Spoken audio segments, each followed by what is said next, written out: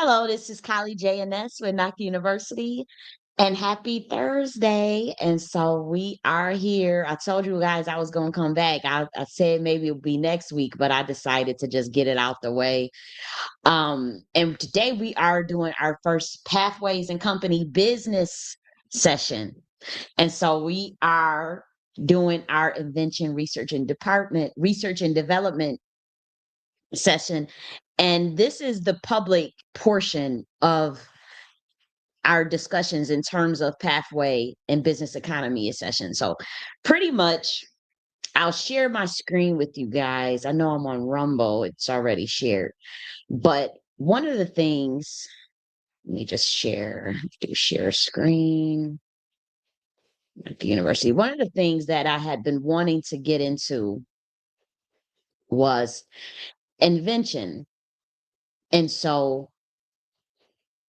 obviously, in lieu of my Uranus capstone, I had been talking about invention since 2018. And so I had an invention book that I had kept, and I would come up with these schematics and ideas and whatnot, and disguise it like as chicken scratch. Like, so if someone was to ever like get access to it, they wouldn't know exactly what to do with the information because it looks like chicken scratch from the outside looking in, and the schematics are just all over the place, and that was by design. So I've been doing that for years. But in lieu of you know renewable energy and thinking of new ways to harness power and new, even exploration, space exploration, just the things that society is moving towards, the interdimensional aspect of things, and higher consciousness. I had been thinking about, like, how do you develop, like, how do we talk about these things in a public sense where it's interesting and where it's helpful, but then also keep an aspect of things obviously offline and more discreet. And so at the Nakhti order, we decided to do an invention research and development department that's a part of Nakhti University, but this is a department that operates mostly offline, but the pathways and company business sessions are just like they're more public based. And so the invention research and development department does take well, sponsors that. So what I want to do is just read a little bit about it. It don't take too long. You see, this is pretty much it, because again, nothing about this department is really online, with the exception of pathways and company business sessions. And so at Knox University, invention is something that lends itself to longevity. It's a part of the creative aspect of just being. And so it's essential to the intelligence, but also the ethical sustainability of an empire. So when countries invent and when countries innovate and when they push the envelope forward, that is what leads to your sustainability, not necessarily a governance that's ran on exploitation and propaganda and control. And so one of the things that led to a higher development of other dimensions is innovation and invention, your ability to take two things that are unrelated and formulate new ideas out of it. And so friendly contests around competition, around invention, has always been a thing. You see the contests about startups or certain ideas and business pitches and whatnot. And so that's the spirit of what this is, but it's not as mechanical and structured. You're not doing things to just uh and you're not inventing just for, to get funded by venture capitalists. I'm not saying there's anything wrong with people who go that route, but what I'm saying is this is a different method and reasoning behind invention. It's not just merely doing things out of competition, which merely, if you're doing things just solely out of competition, you are comparing. You're in the spirit of comparison, and then you're in the spirit of only pushing past what you perceive as your competition. That's not necessarily the same thing as pushing past for the sake of pushing human ingenuity or your own soul's ingenuity to a higher level for the sake of innovation. that will lead to whatever it is you think you're seeking and pushing the envelope, versus if you using your another man or another person as a litmus test. If you're using the cosmos as the litmus test, or you're using the power of the most high to push you, the power of the most high to push as the catalyst for exploration, whether that be the exploration of a new technology, a new innovation, then that is what will propel society long term. And that's what propels the individual. It's not another person that could bring that out of a person. You can't use another person to build up. And this is not, I know you see, we're going to discuss Tyra Banks in particular, but so this is not directed at her, if anybody that's thinking that. I'm just talking in general about the spirit of invention. So this has nothing to do with Tyra Banks at all. I'm just speaking in general. And so that's what the invention and research department is about: research and development. R&D is very important to any business, to any empire, and to any apparatus that you use. And so innovation is treated as an appendage of universal expression. What are the inventions that your planet is known for? What did they do with those inventions? It's not merely a commercial exercise for profit.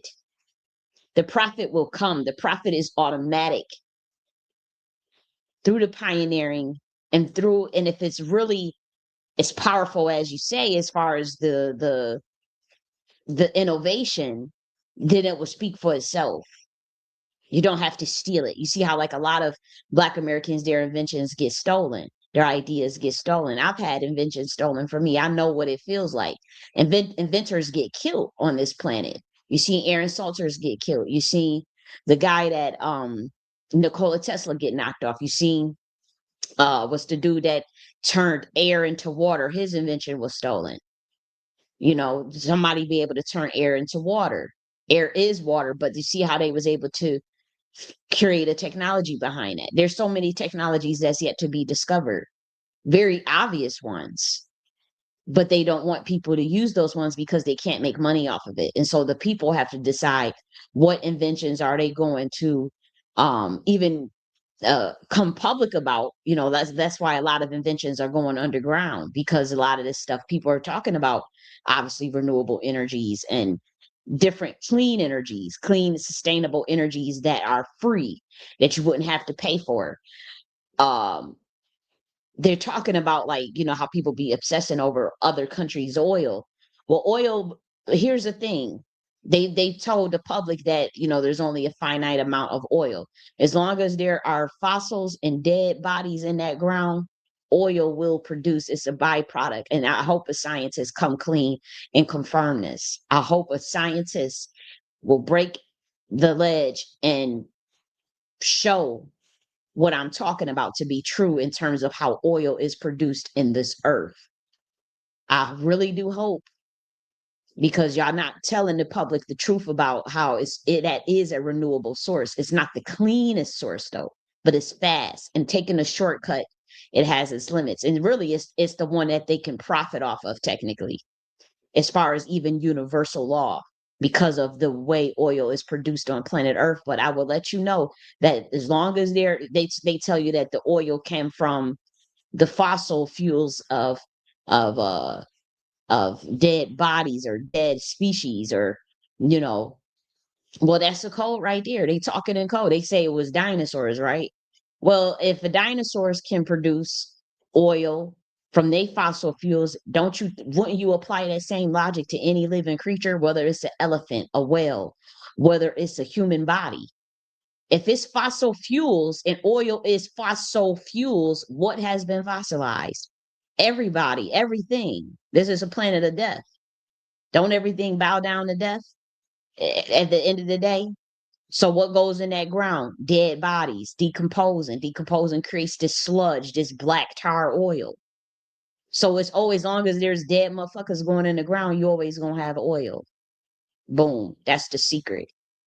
Now somebody can what can a body do about that? I'm gonna need you to explain the logic of it. You said fossil fuels give you oil. Then motherfucker fossil fuels, we all gonna be fossils eventually. That means that that's a renewable source. It's just not the cleanest source. And it's the only one the interdimensional beings, yeah, we go in there allowed to make money off of. Let's wake it up. Dead bodies.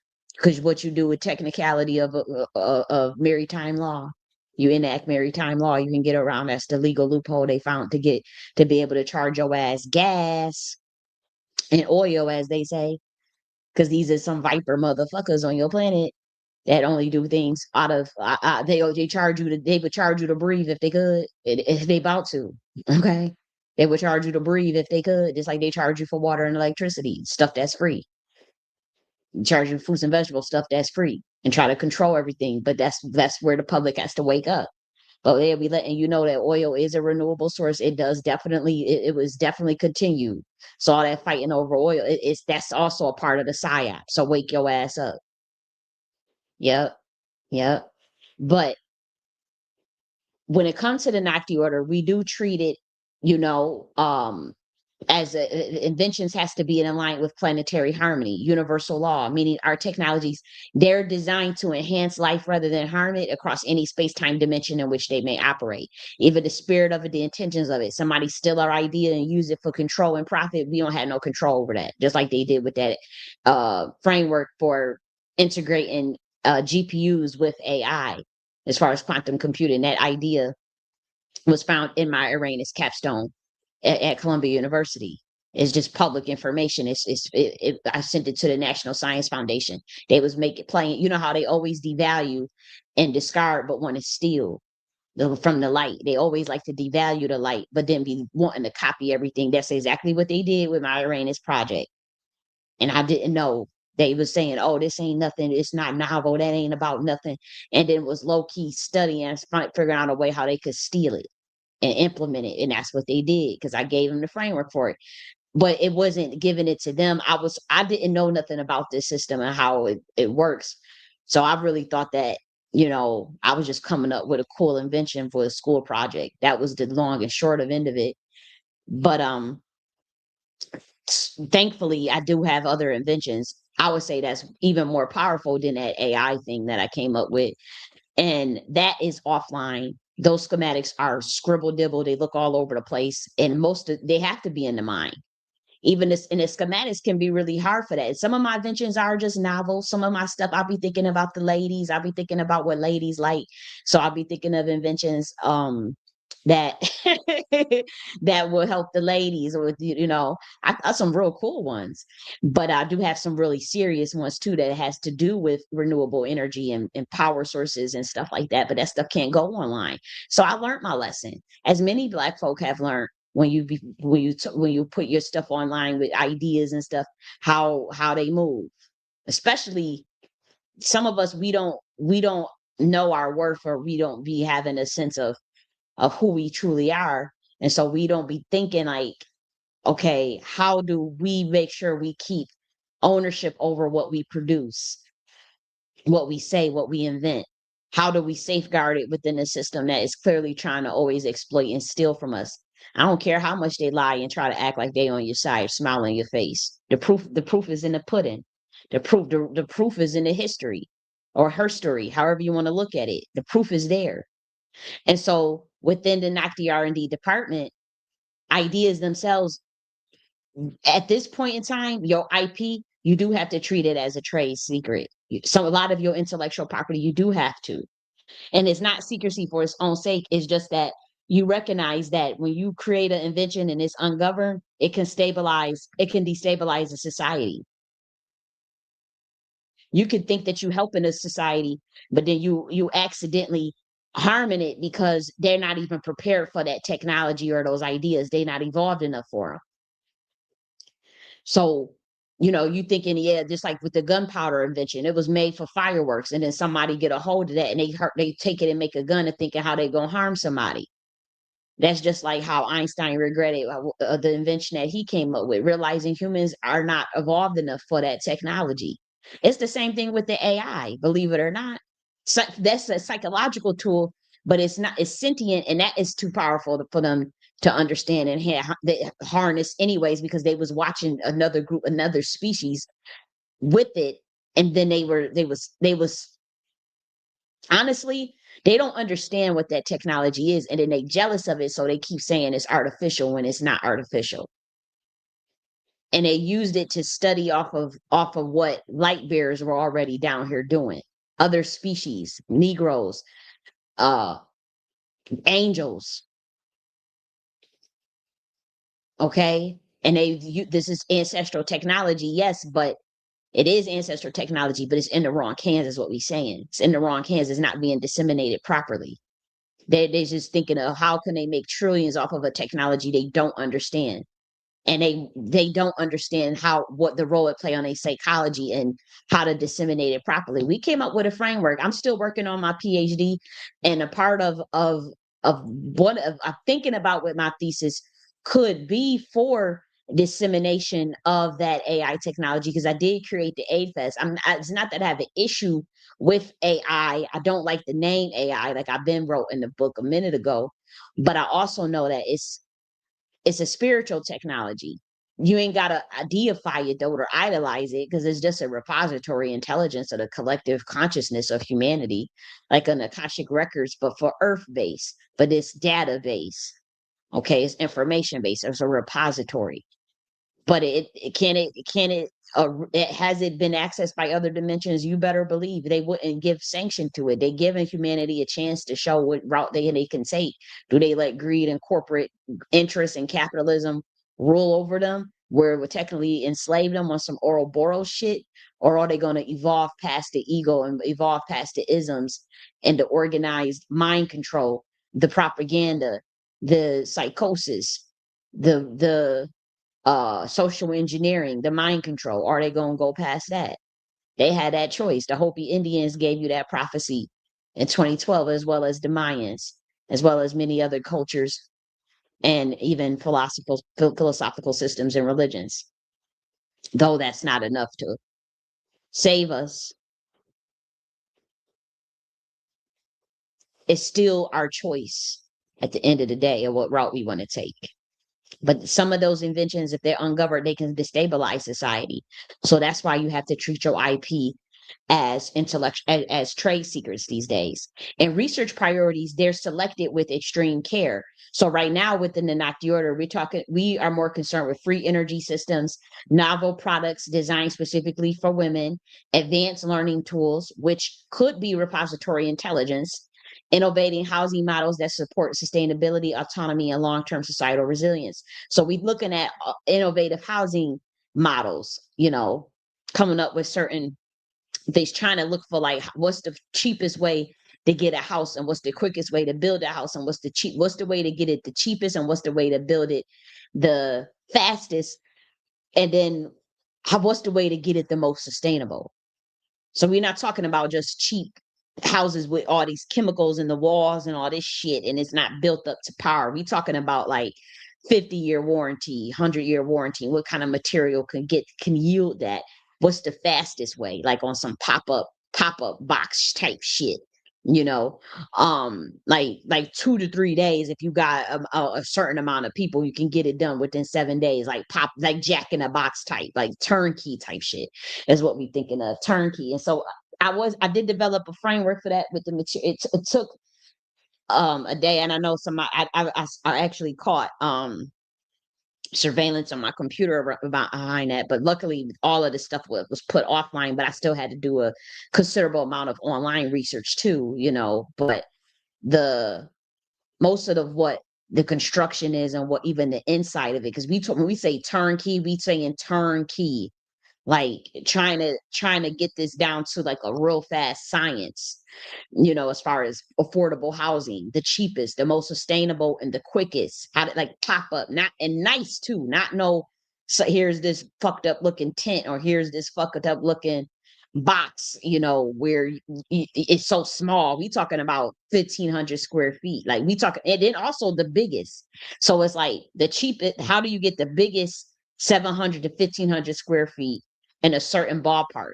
So I was in my mind, I'm thinking, how could we get that down for $2,000? Okay, so I said, maybe we have to up it from 6,000 to 1,500, or $15,000. I was able to think of 6,000 to 15,000, but then I said, well, maybe that's for 1500 square feet. Bring it down to 300. We could probably get it down at 2000 range if we could, but it will only be about 300. That's because we trying to transition to a post money society. We're not quite there yet.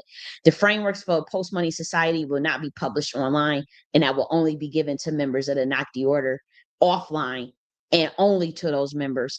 And that's for high level discussions. And that's for, because that's when you start to get into the social libertarianism framework. Right now, that there's a transitional milestone stage of how to get to a post money society. We're not there yet though, but there's ways to get to it. And how do you do that? You run that in pilot programs in certain cities and states. We already come up for how do you incentivize that to them to participate in that willingly, and then the public vote,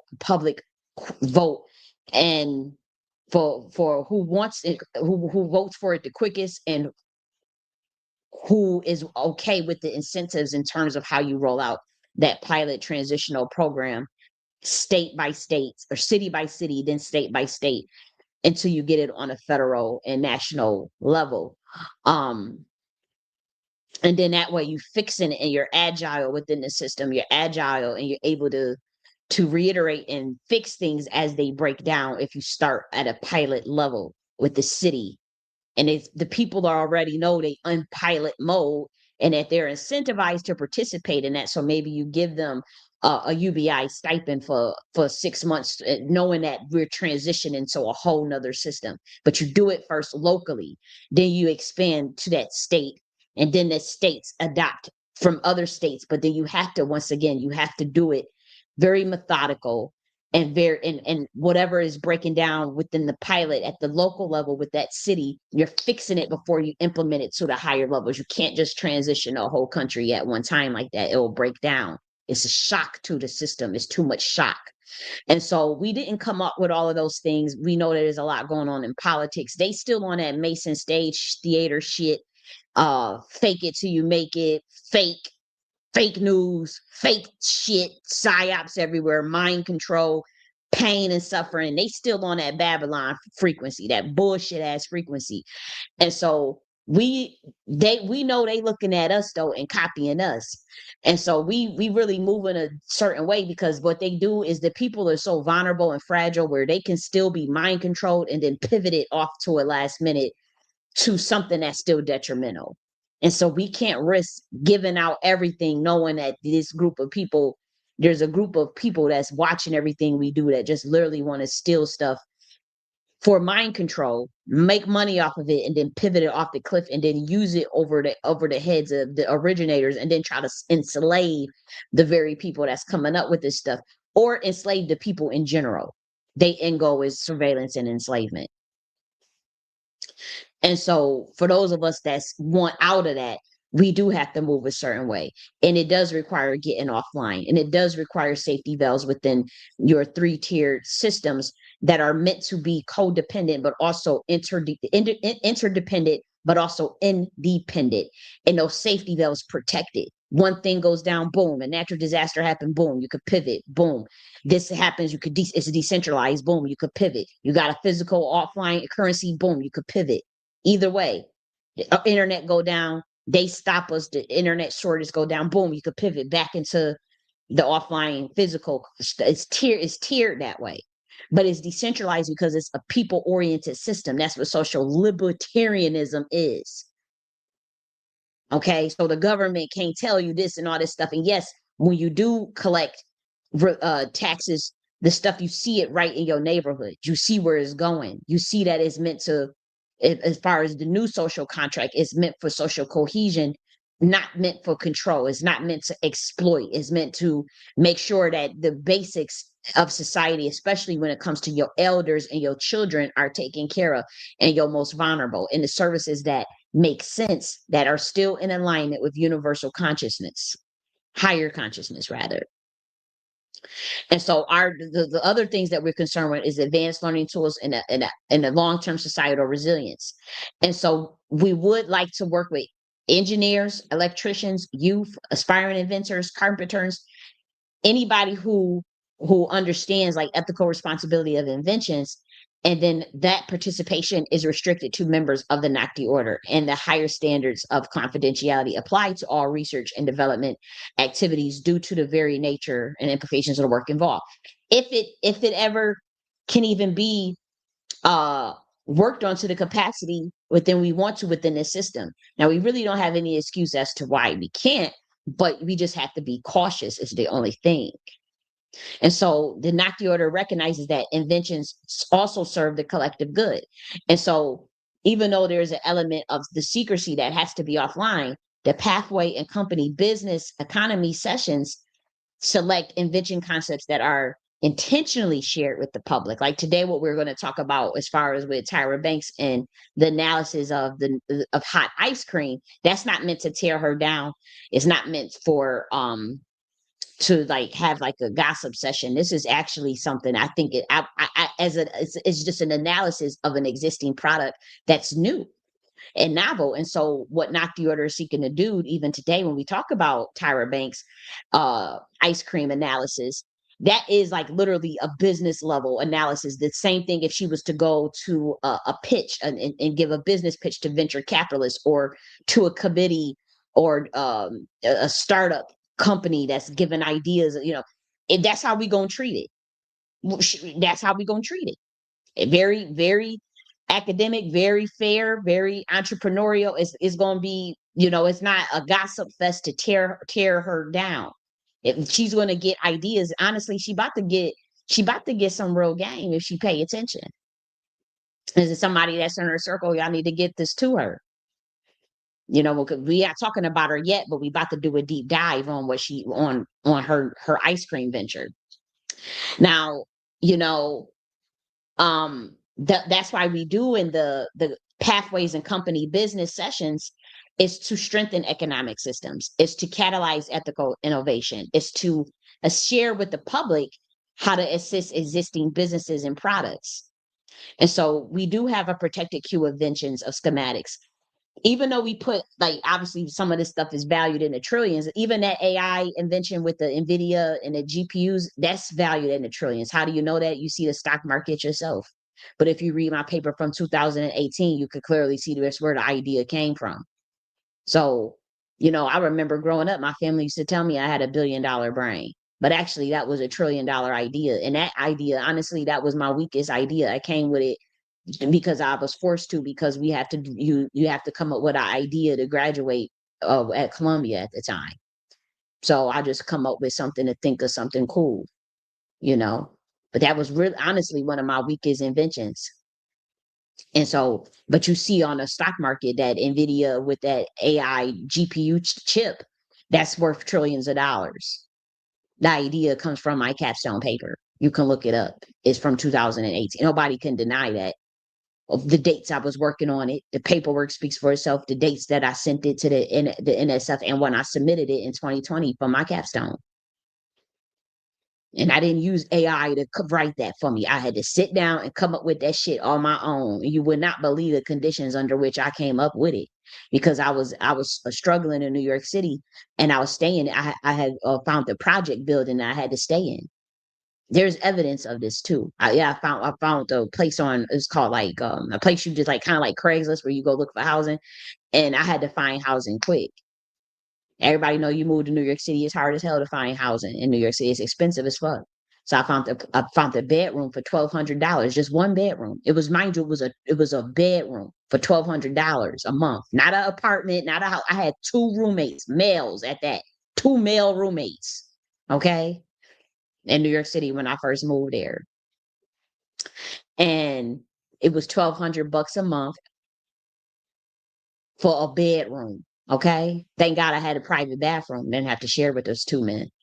I had a private bathroom and a walk-in closet. And so for me, in my mind, private bathroom with bathtub in New York City, the way when I talk to other people, when I said it's a private bathroom and I said it's a walk-in closet and it's my own bedroom, and they was like 1,200 for where you at in near Manhattan and Harlem. They're like, that's pretty good. That's what the New Yorkers were telling me. The fellow, even though I'm from Buffalo, New York, that's upstate. That's kind of country. 1,200, you in Buffalo, you living good. But 1,200 in New York City, that only gets you a motherfucking bedroom. Real talk. Real talk.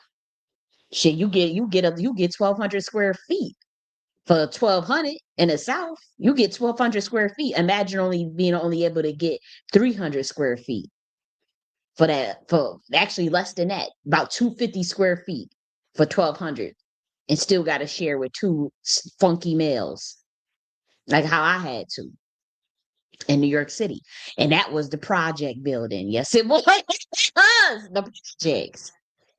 The projects. If I'm lying, I'm flying. I can't just make this shit up. There's a record of it. It was the project building. I had moved out with the quickness because I couldn't take it. Honestly, I didn't even get this 6 months. I was gone. I said, I can't take it. The frequency was too low. I'm not judging people that live in the projects. I'm just saying it was niggas standing outside. You walk outside of the apartment, is niggas in a hallway gambling, in a hallway in the project buildings gambling, and they clashing with me. They looking at me sideways. I'm coming from Columbia from class. This came from we talking high level shit, and I'm coming. This is what I gotta see. No lie. And that shit it really disturbed my soul. So they didn't like me. The people that lived there, they hated me. They did. They was looking at, and these was Negroes. They was looking at me up and down, and I'm looking at them too. They looking at me like, what the fuck you? I was reporting people. They was reporting me. I'm reporting. They ain't never seen nothing like that. They was like, who? Then they said, well, they knocked on the door too. They was about to jump my ass. They was knocking on the door. They said, you starting shit around here. You doing too much. You reporting. These are my brother. The girl coming knocking because they was out there gambling, and I thought that was shocking to me. How could you gamble in your damn in a project building? You know these kids is coming from school and stuff, so they already looking at me like, okay, bitch, this is New York City. Okay, this is Harlem. Like, what is you doing? Like, who are you? Who the fuck are you? Here I come, acting like acting like big mama, acting like I'm somebody's mama. What is y'all doing out here? Y'all know these kids can't be go if you don't go get your motherfucking ass in a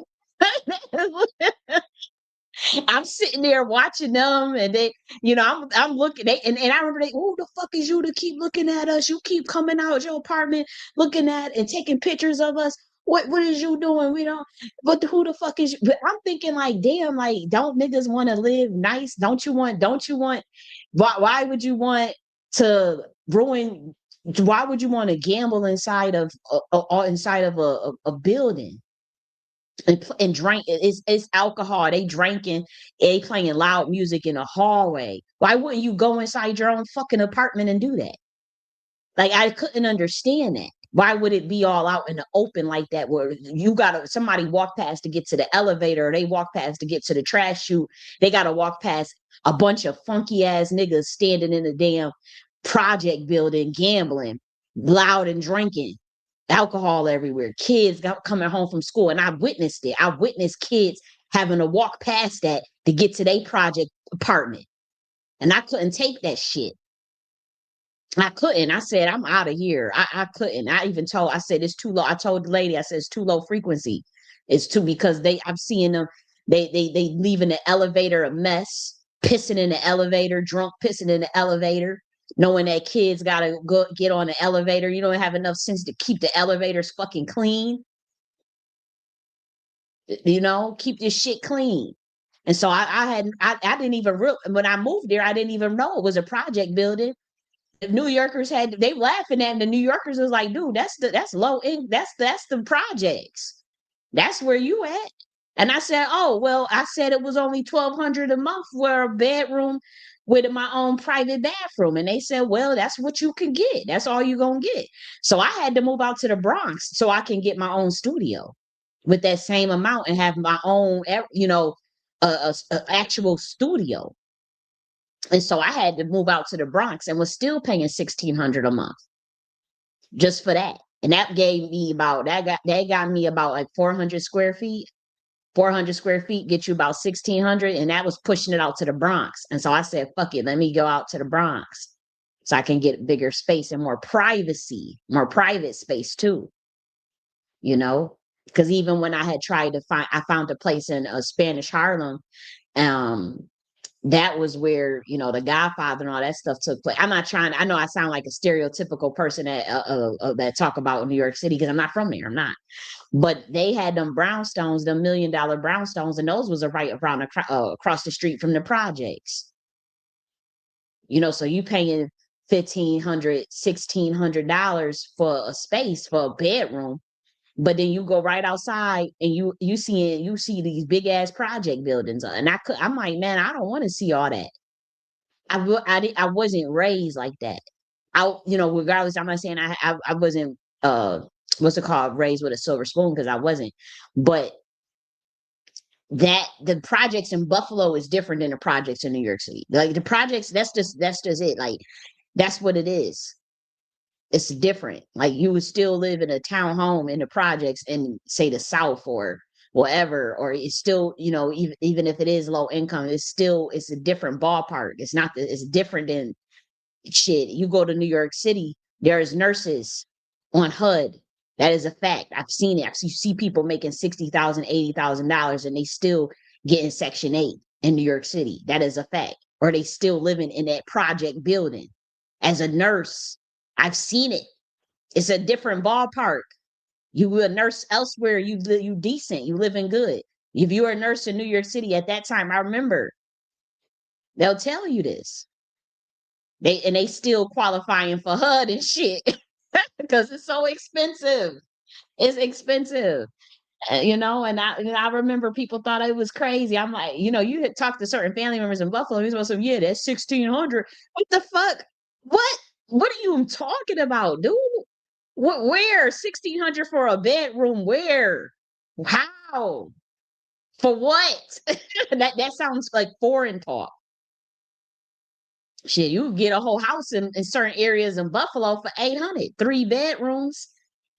You could get a 3 bedroom house, living room, dining room, and kitchen for motherfucking 1,600, 800, 800. 1,600, you living on Elmwood somewhere or in Amherst somewhere. But remember back in the day, Amherst and Orchard Park, that was like that was like moving up kind of in Buffalo. You living in Orchard Park somewhere with that kind of money. That's how people would look at you. So when you telling them, yeah, I'm living in the I only got a 1 bedroom for 16. I'm living in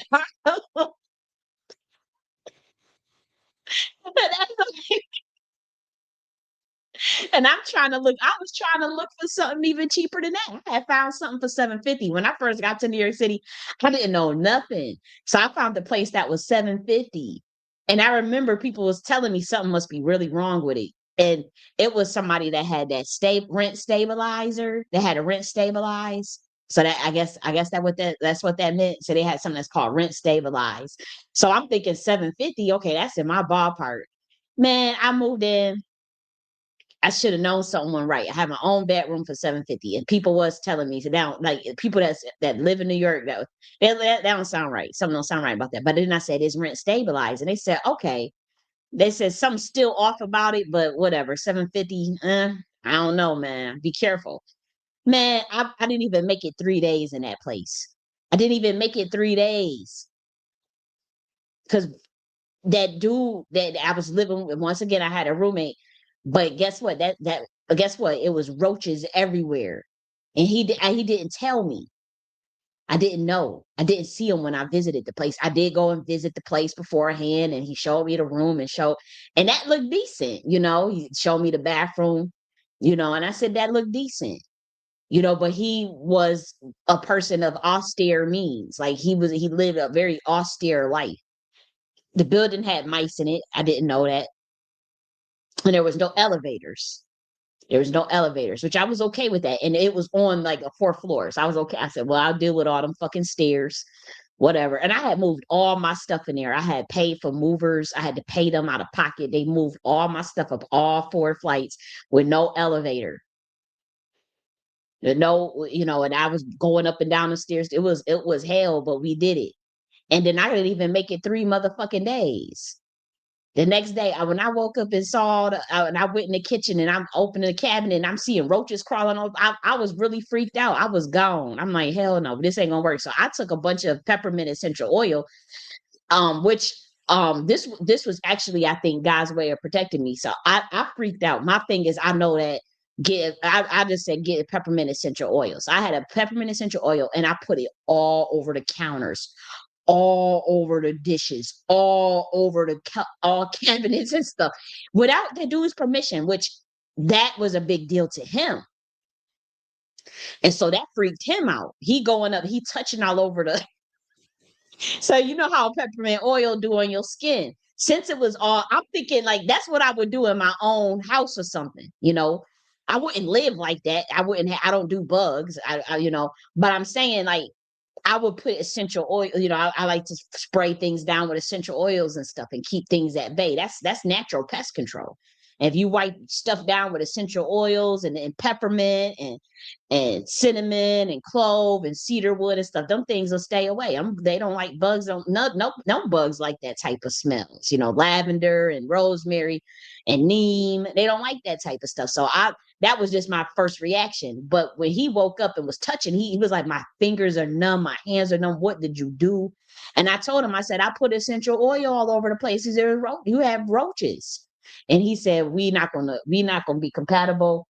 And I said, you're right. And so we moved out. I moved out immediately. That's when I had to rush and find a place within 3 days. I had to find a place. And that's when I found that place with that 1200 for that with that with on I have it was like some site like Craigslist.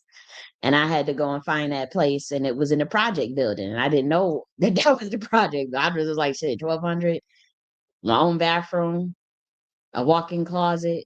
I'm good. I'll take it. I'm in a rush. All utilities included. I'll take it. And it had an elevator and it had laundry. So my mind, this was a new building, even though it was a project building, it was an actual new project building, believe it or not. So everything was new. And that's why I couldn't understand why. I mean, I'm saying you could look this up. The building was like relatively new.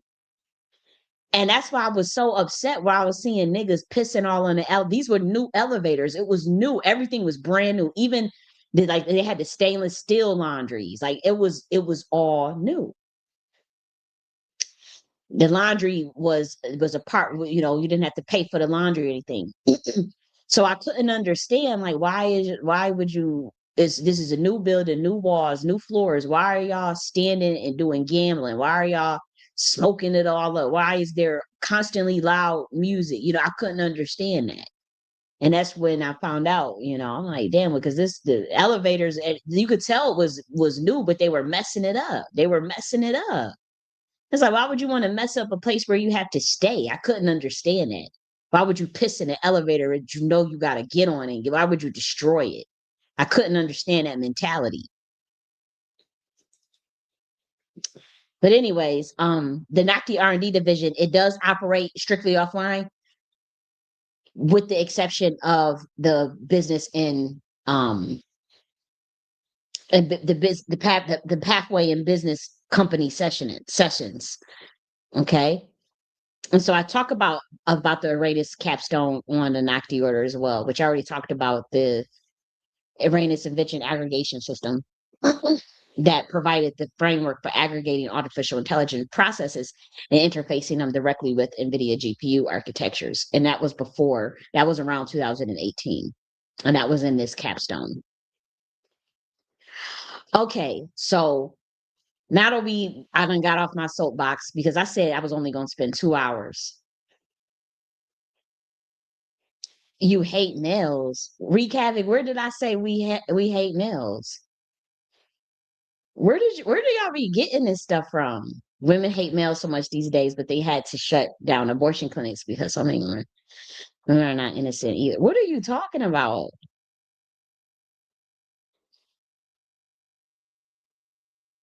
Hey, Queen.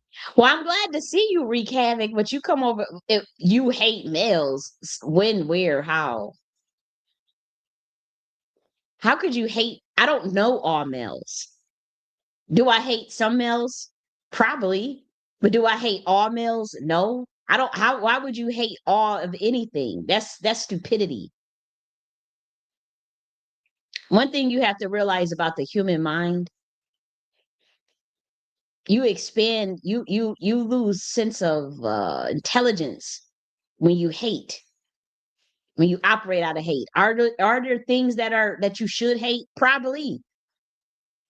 But it's not my style to just hate. I may get annoyed with something and frustrated, but just hatred? No. I think that finite creatures that are limited in capacity of understanding, or even under trauma, I don't think they possess the capability to warrant infinite. A finite being can't warrant infinite punishment for finite understanding. And so I don't hate anybody. I would not be this gifted if I had a lot of hatred in my heart.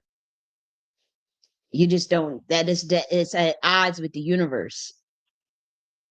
And so I can be annoyed by something very deeply, deeply even hurt, deeply in pain about something, deeply bothered by something. But that's not the same as hatred. And sometimes you can love something so much and realize it's a vanity project and realize that the very thing that you love hates you. So then what do you do? If the very thing that you if the very thing that you create hates you, what do you do? When the world turns its back on you, you turn your back on the world. That's not hatred. That's just self-preservation and intelligence. Ain't nobody gonna be about reciprocation around here. Ain't nobody do no long suffering. And if we about reciprocation and cooperation and complementarity. I wrote the law of gender. I wrote the law of gender. I gave you niggas the blueprint. I wanted to bury and you come over here talking about you hate males. Says who? That mean you gossiping. Who you listening to gossip? Because you know me. Nobody that creates a book like this and release it freely is publicly available. This book right here. Y'all niggas have this information. It's just that y'all was upset that it didn't come from a woman. I mean, that it didn't come from a man. And the men that are in control is really behind fucking all this shit up. And they just needed to bury it. But this book right here, The Law of Gender, this book right here talks about the feminine and masculine principles rooted in science and nature. Specifically, the principle of electromagnetism, a governing force of the universe, is what the law of gender has been traditionally based on. This book I wrote by hand. There's nothing in here that's AI. All of these ideas come from my mind. I had to write this shit by hand. The law of gender breaks down the phenomena of electromagnetism and explain how it manifests as gender in the human species.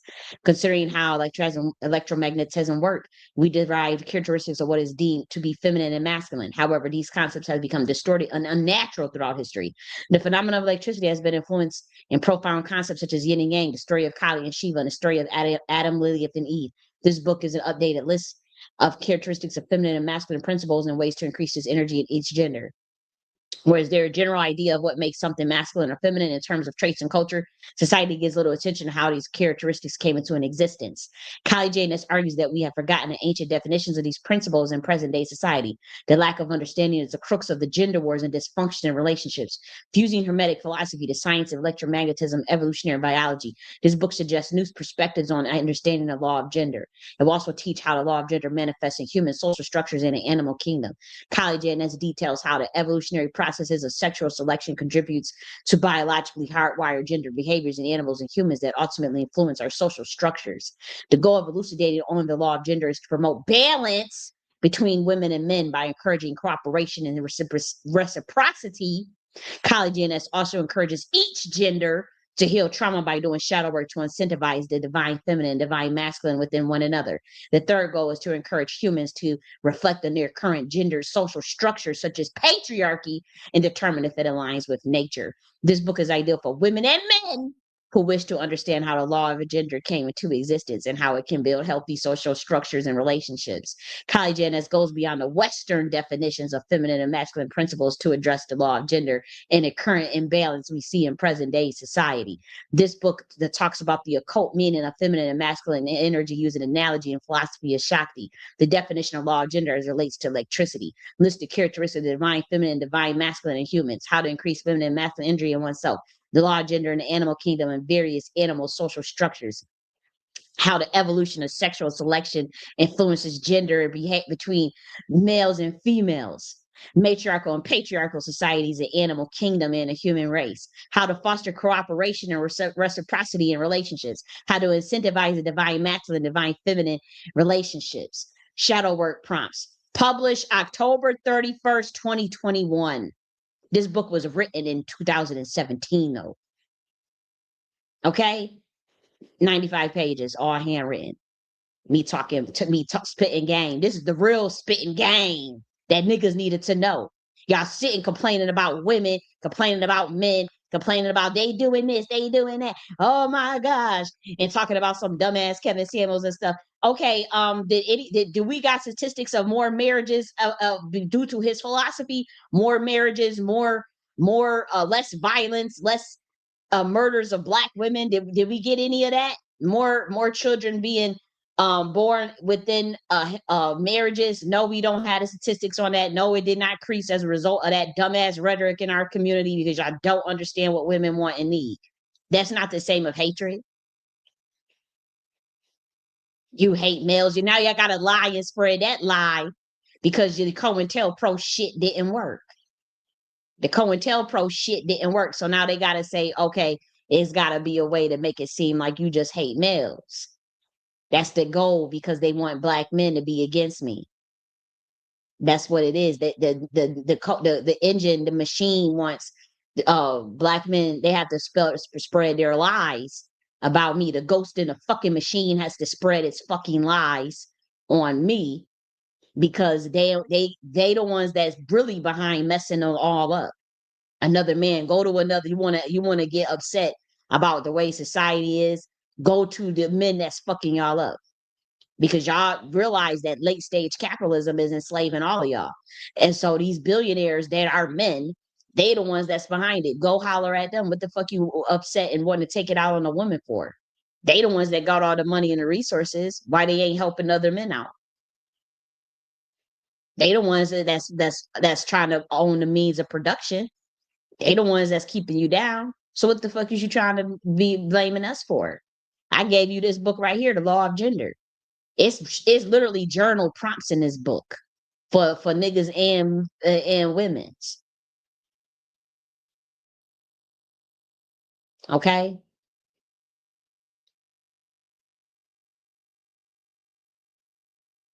okay. It's journal prompts in this bitch, and the book is freely available online. Not all of it though, not all of it, but a lot of it. But introduction. Look at this right here. See you niggas. This is and because they in this weird cult, right? And they gotta they the ones that attacked me first, but they don't ever want to take accountability for what they got caught doing. So they've been still trying to keep the lie going. But look at I said I had idea to this was created in 2016 when I was learning about the gender wars. And it says the definitions of divine masculine, divine feminine have become reduced to baseless pejoratives that are not found in nature and do not serve humanity. The frustration has manifested into dysfunctional relationships, abandonment of duty, and outright hostility towards one another. Many of the gender movements that focus on self-development and the promotion of masculinity or femininity, such as going their own way, divesting, manosphere, and saving oneself, have limited understanding of what the femininity and masculinity mean because its definition is profoundly unscientific and rooted in Western pedagogy, both of which have historically perverted these principles. As a result, many people are engaged in endless gender war and are losing the ability to cultivate holistic relationships and even respect one another. I wrote these books to address these issues. These niggas came after me when I published this book. Them niggas was stalking and doing all weird types of stuff to me, and it didn't get checked. And they've been doing it since 2015, and it didn't get checked. And so when I bust back, now it's, oh, you hate males. No, that brotherhood order this was fucking with me first. Somebody that wrote this. We go deep. We go deep. This book is deep as hell. And I wrote this, I sat down and wrote this shit. This is what my mind was focused on. Even 20, this book is published in 2021. I own the publishing to this, the rights to this, and I got the ISBN number for this book too. I own the ISBN number for this book.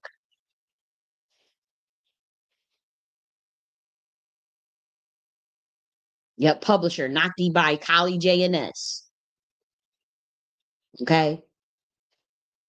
Okay. And this work has been stifled because they have been looking for a way to build some industry plants off of it so they could steal it and act like they coming up with this shit.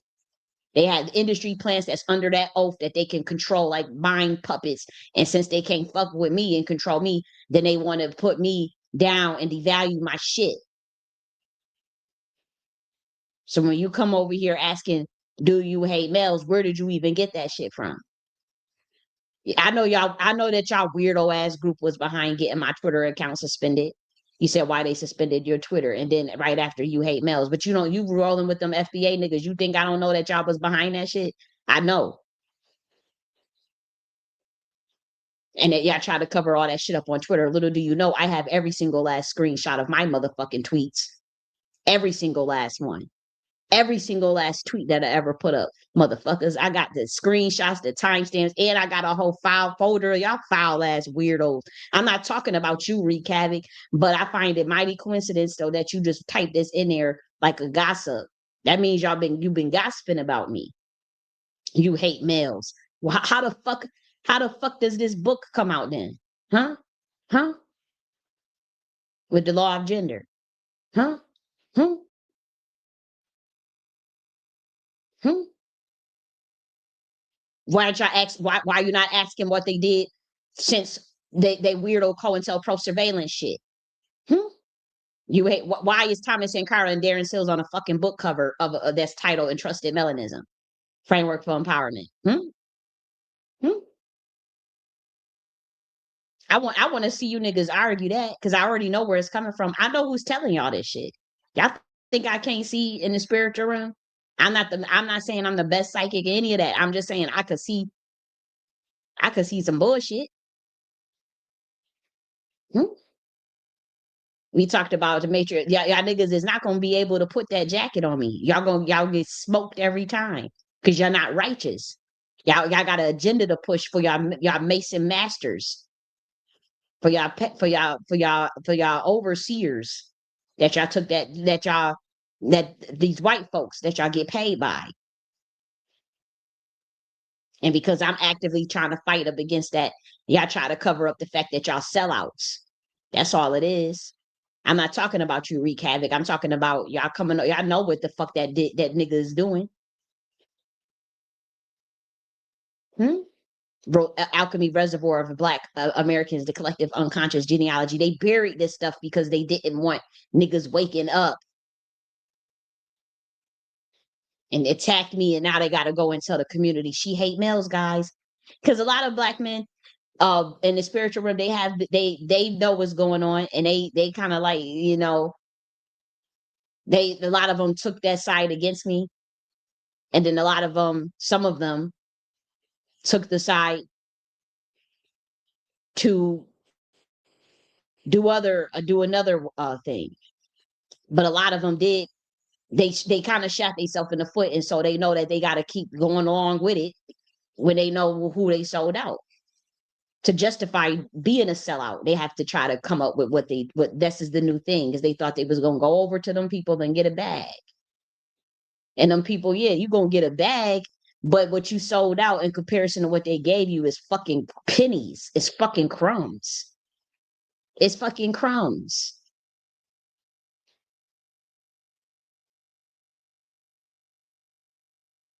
Can make your more conversation is pretty good. Creating root words and everything. Oh, that sounds cool. Bobby's channel.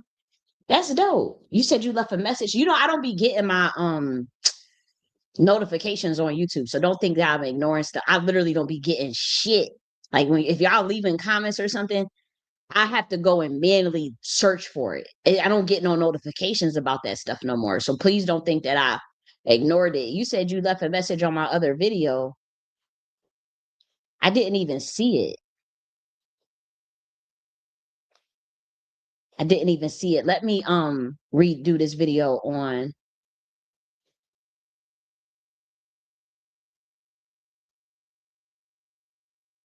Let me redo this Instagram real quick because we didn't even get to Tyra Banks yet. But I told myself I'm gonna get to her, so don't think we still not gonna. But let me put this in here. But I didn't get it, so I gotta go and look for it. But I do think that it's interesting what you're talking about. I do have to say that. And then you said that you been working on it. I think that's a cool thing. Let's see next. I gotta add the stream back to the. Let me add the stream key back onto there. I wonder if it was ever on there. It seemed kind of weird, or that or like it wasn't playing or something on an Instagram. Let me try to do it again. Add the stream back. But no, I don't hate no males. I just know that um some of them clearly the evidence is all over the damn internet clearly of what this stuff was about. And them people came for me first. And they sent their handmaidens and they sent their weirdo ass people because they know we from a different order. And women hate males so much these days, but they had to shut down. Look, look. I don't know. I don't know what you're talking about because um I believe in holistic birth control. I never took a birth control pill a day in my life. I don't believe in it. We practice a whole nother science. I don't even believe in tattoos on women. I don't judge other women that get tattoos. Some women look very nice with them. But I'm saying, like, I don't even have a tattoo. Okay. Well, like, what are we doing? We don't, it's like our stuff is different. Like we believe different. We just because we very private and don't go off trying to push our ideas on other motherfuckers don't mean we don't have a very strict code of conduct of how we live our life.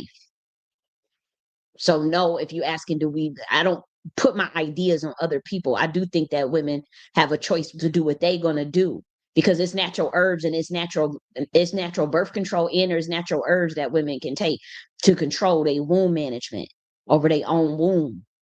So I wouldn't see the need of going to an actual clinic to go get scraped out because there's herbs, there's abstinence and there's herbs and stuff. And so but I don't judge a woman that there's so many reasons. Like that's the thing is like it's just like a group of people that could be really that could understand what their code of conduct is as far as how they want to show up and things they believe in, but not feeling the need to have to push that on other people. And so what people will be like, well, how could you be, you know, liberal or how could you be even conservative? Like I don't put those type of labels on me. I wouldn't agree with these weird labels because you can't put your mind in a box like that. Just because I don't believe in abortion through abortion clinic don't mean I don't believe in wound management in terms of a natural form, natural herbs that women can take that got infanticide through to 80% of that will prevent implementation of fertilization up to 80%. There's herbs for that. There's we talked about that. I think I took that information offline, but that information I covered. I did a whole lecture, 3 hours on Clubhouse. It was a paid lecture. I got paid $2,000, okay, to do this lecture on natural birth control for Black women's and womb management. And I gave them all these herbs for that they can use privately for womb management as alternatives to birth control and to avoid getting an abortion. So we already did that. And most women are not getting, most women are having their babies. And so women are, you saying women are innocent, are not innocent either. Who said women are innocent? Who said either one of y'all are innocent? I don't understand. But you gotta for me, a woman's womb management is her business. It's not the government's business. That's how I feel. But I do think that if you're gonna pay taxes, that much taxes in terms of healthcare, if there are, I just disagree. It's not that I have an issue with healthcare, universal healthcare. I just don't agree with how the insurance companies and how the medical field itself. I just believe more in the holistic aspects of things. But in my world, obviously, you couldn't patent herbs, you couldn't patent certain uh photooxidants and terpenes, and you can't, the things that actually will help inflammation, the things that actually would help some of these ailments, you can't patent it. And see, but we were okay with that. We okay with just using that natural. That would be your health care, motherfucker. That's your health care. But that's the difference in agreement. There's a bit major. Obviously, you got corporations, you got corporate interests. They ain't trying to hear nothing the shit we talking about. When we had did that lecture in private about the about natural natural herbs for birth control and womb management, like that was real private, believe it or not. It was real, it was like real secretive. It wasn't like a secret, but it was private. It was a paid event. And then we ended up giving the information out publicly years later. And then we still went back underground with it because you can't put a lot of that stuff online no more like that. But yeah, there's natural birth control. I never took a birth control pill a day in my life. I always knew something was wrong with it. Every time I remember when I had all my friends talking to me in high school, and they was complaining about that shit. They was all complaining about how their bodies was reacting to it. All the girls, they never said nothing good about it. I think the only thing they might say is they don't get the period no more or something like that. But something about when they was telling me about it, I just had I'm not saying I was the most discerning, but I just knew that something wasn't right about that. I'm like, they telling me they got headaches. They, I remember my friends had blood clots. Like some of my friends literally were getting clots and 15, 16 years old from that stuff because that's what it was messing them up. It was getting lesions, passing out, and I'm like, or gaining weight, all types of crazy stuff. And I'm like, nah, something ain't right about that. And I was just kind of, it just didn't. If something they'll tell me, don't copy what they doing. I wasn't judging them because I feel like okay, it gotta be a natural. And I started asking people. That's when I found out about castor oil. I said, well, how did y'all do it back in the day? And that's when they was telling me about the lunar calendar. Then we told the ladies about the lunar calendar, how to track they fertile when they fertile. You can do it digital or you can do it analog. You can measure when you fertile through digital means and analog means. If you want to use the moon to learn our calendar, you can do it that way, and you only get about 7 to 13 days of fertilization. You can tell when you fertile or not, and then you plan your intimacy around that. That was pretty much the science. There's people that still practice that science. There's women that don't believe in no birth control. They don't believe in condoms, none of that, and they have went 13 years without getting pregnant because they wanted to. Then they get pregnant. When they decide to get pregnant, they stop doing all of that science to avoid it. Like you have to damn near be an astrologist and be really tuned in and pay attention to your womb. You would have to really pay attention. And if you do you taking herbs before, you taking a certain combination of herbs before and after, that's kind of like taking a plan B when you know that you're going to have intimacy, even when you are fertile, or even when you avoiding your fertile days, even if you're doing it just when you know you're not fertile, gonna you still gonna take precaution because it's still only 80%. You still only 80%. So you still want to take the precautions and take your combination of herbs to avoid implementation. And that's like tantamount to taking a plan B pill. Yes, there's herbal concoctions that's like plan B. So that's the hard way, but that's just the way that we like it. That's the natural way. And the biggest natural way is celibacy. Obviously, you really don't. If you ain't gonna get no pregnant if you ain't fucking, unless God gonna they gonna do pathogenesis on that ass, parthenogenesis, shit. But if you ain't doing that, your motherfucking ass, if you ain't fucking, you ain't gonna get pregnant. That's always the best way to do it too. That's been my method. But if I had to, I would do if I you know I would do all that, the lunar signs, the stuff that I've been taught, the stuff that I've been knowing, that's in my ancestral bloodline. That's in my I didn't even have to physically go out and learn it. It's just in my epigenetics. I know that there gotta be a natural way. I'm hearing these girls telling me in high school, they saying they had this, they had that from it. I said, there gotta be a natural motherfucking way then for how did our ancestors do it? I go home, I'm asking, and I said, how did y'all do it? They was telling me about the castor oil and stuff. And I'm like, what? And telling me, how they would use the lunar calendar and stuff. And I said, oh, okay. And then they told me they changed the castor oil because they realized that was women's natural thing too back then. So they messed that up purposely because that was black folks' go to, and they would use that under as a plan B too. But um, women don't have to have, if the men ain't providing, it's dangerous to have children these days. They covering up trafficking rings. Go to your government. Y'all love them MAGA Republicans so bad. They covering up the Jeffrey Epstein stuff. It's child trafficking in the government. It's all types of shit. Shit, niggas, they shit. Some of us traumatized from foster care, all types of things. We don't want to shit. We don't want to bring no kid into this world. Niggas is not marrying. The divorce rates are through the roof. The marriage rates are abysmal.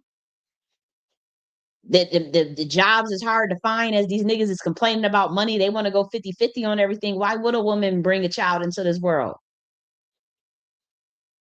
Why would they bring a child into this world? You see how this government treat children? Children? You see it. You see how they treat Negro children. You see how they do the Negro. Why would a man want to bring a child into this world? I know men that were supposed to take the vow of celibacy. They end up having a child. But they know what time it is on this planet, and they told me that they never wanted to have no children on this planet. But when they did, then they had to take the route of guiding them out.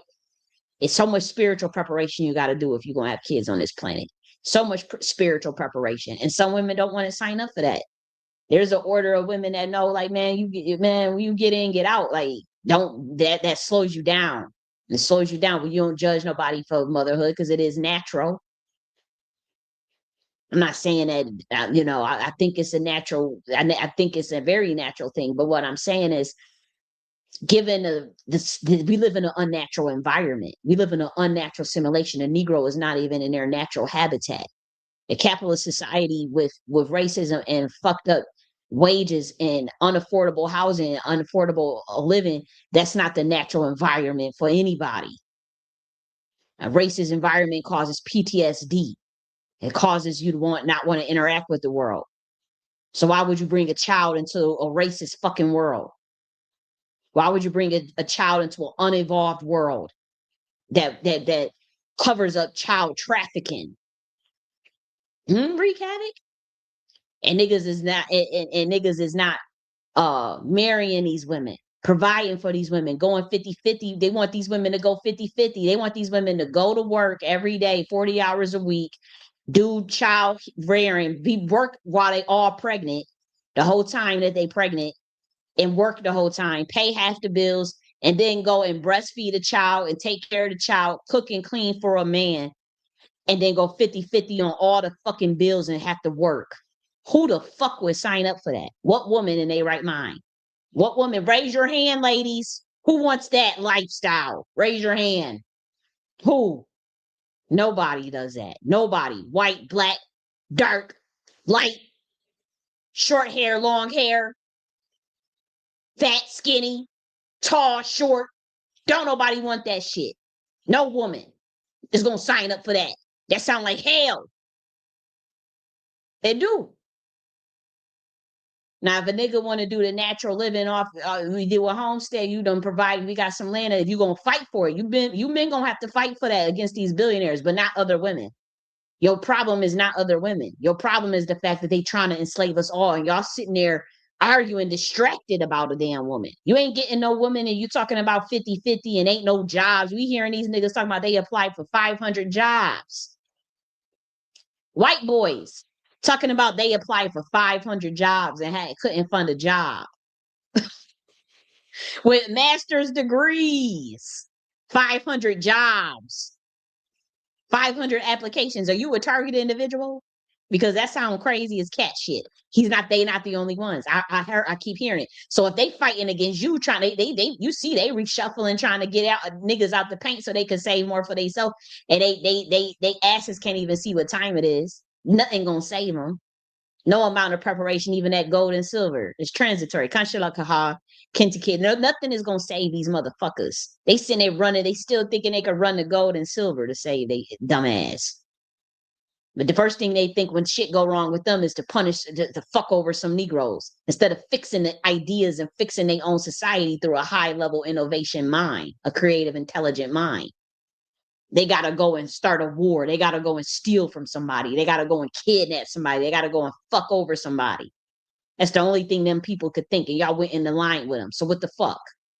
You went and took the oath to them people. Now, I'm not talking about you. I'm not talking about the people. Listen, I'm talking about that group that got a bug in their ass about me. Y'all ran over there with the quickness.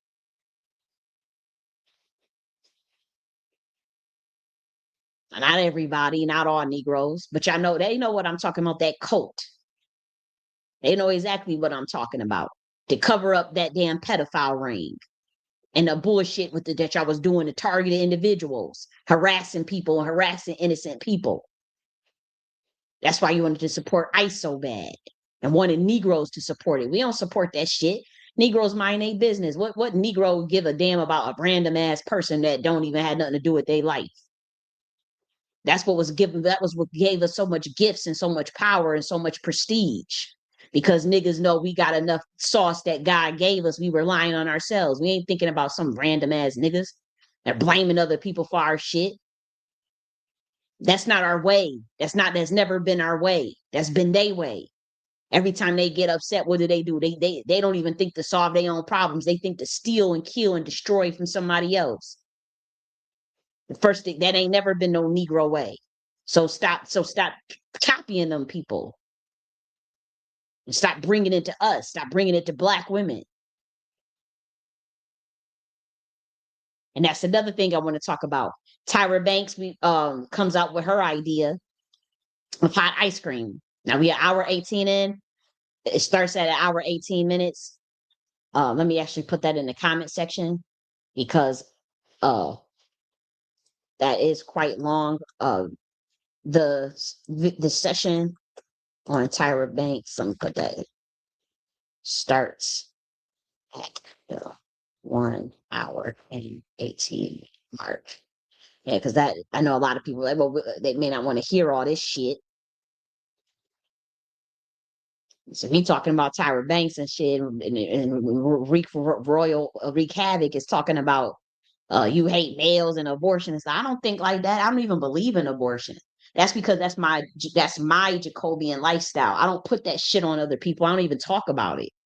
I don't care what another woman has to do to protect her womb. That's her womb. She's a creator in her own right. So if she's thinking of what is best for her and her lifestyle and her means, that's her business. It's a personal thing. That's between her and her business, her womb. Not my womb. I don't have to govern another woman's womb. I govern my womb. And my womb, that's what my teachings are.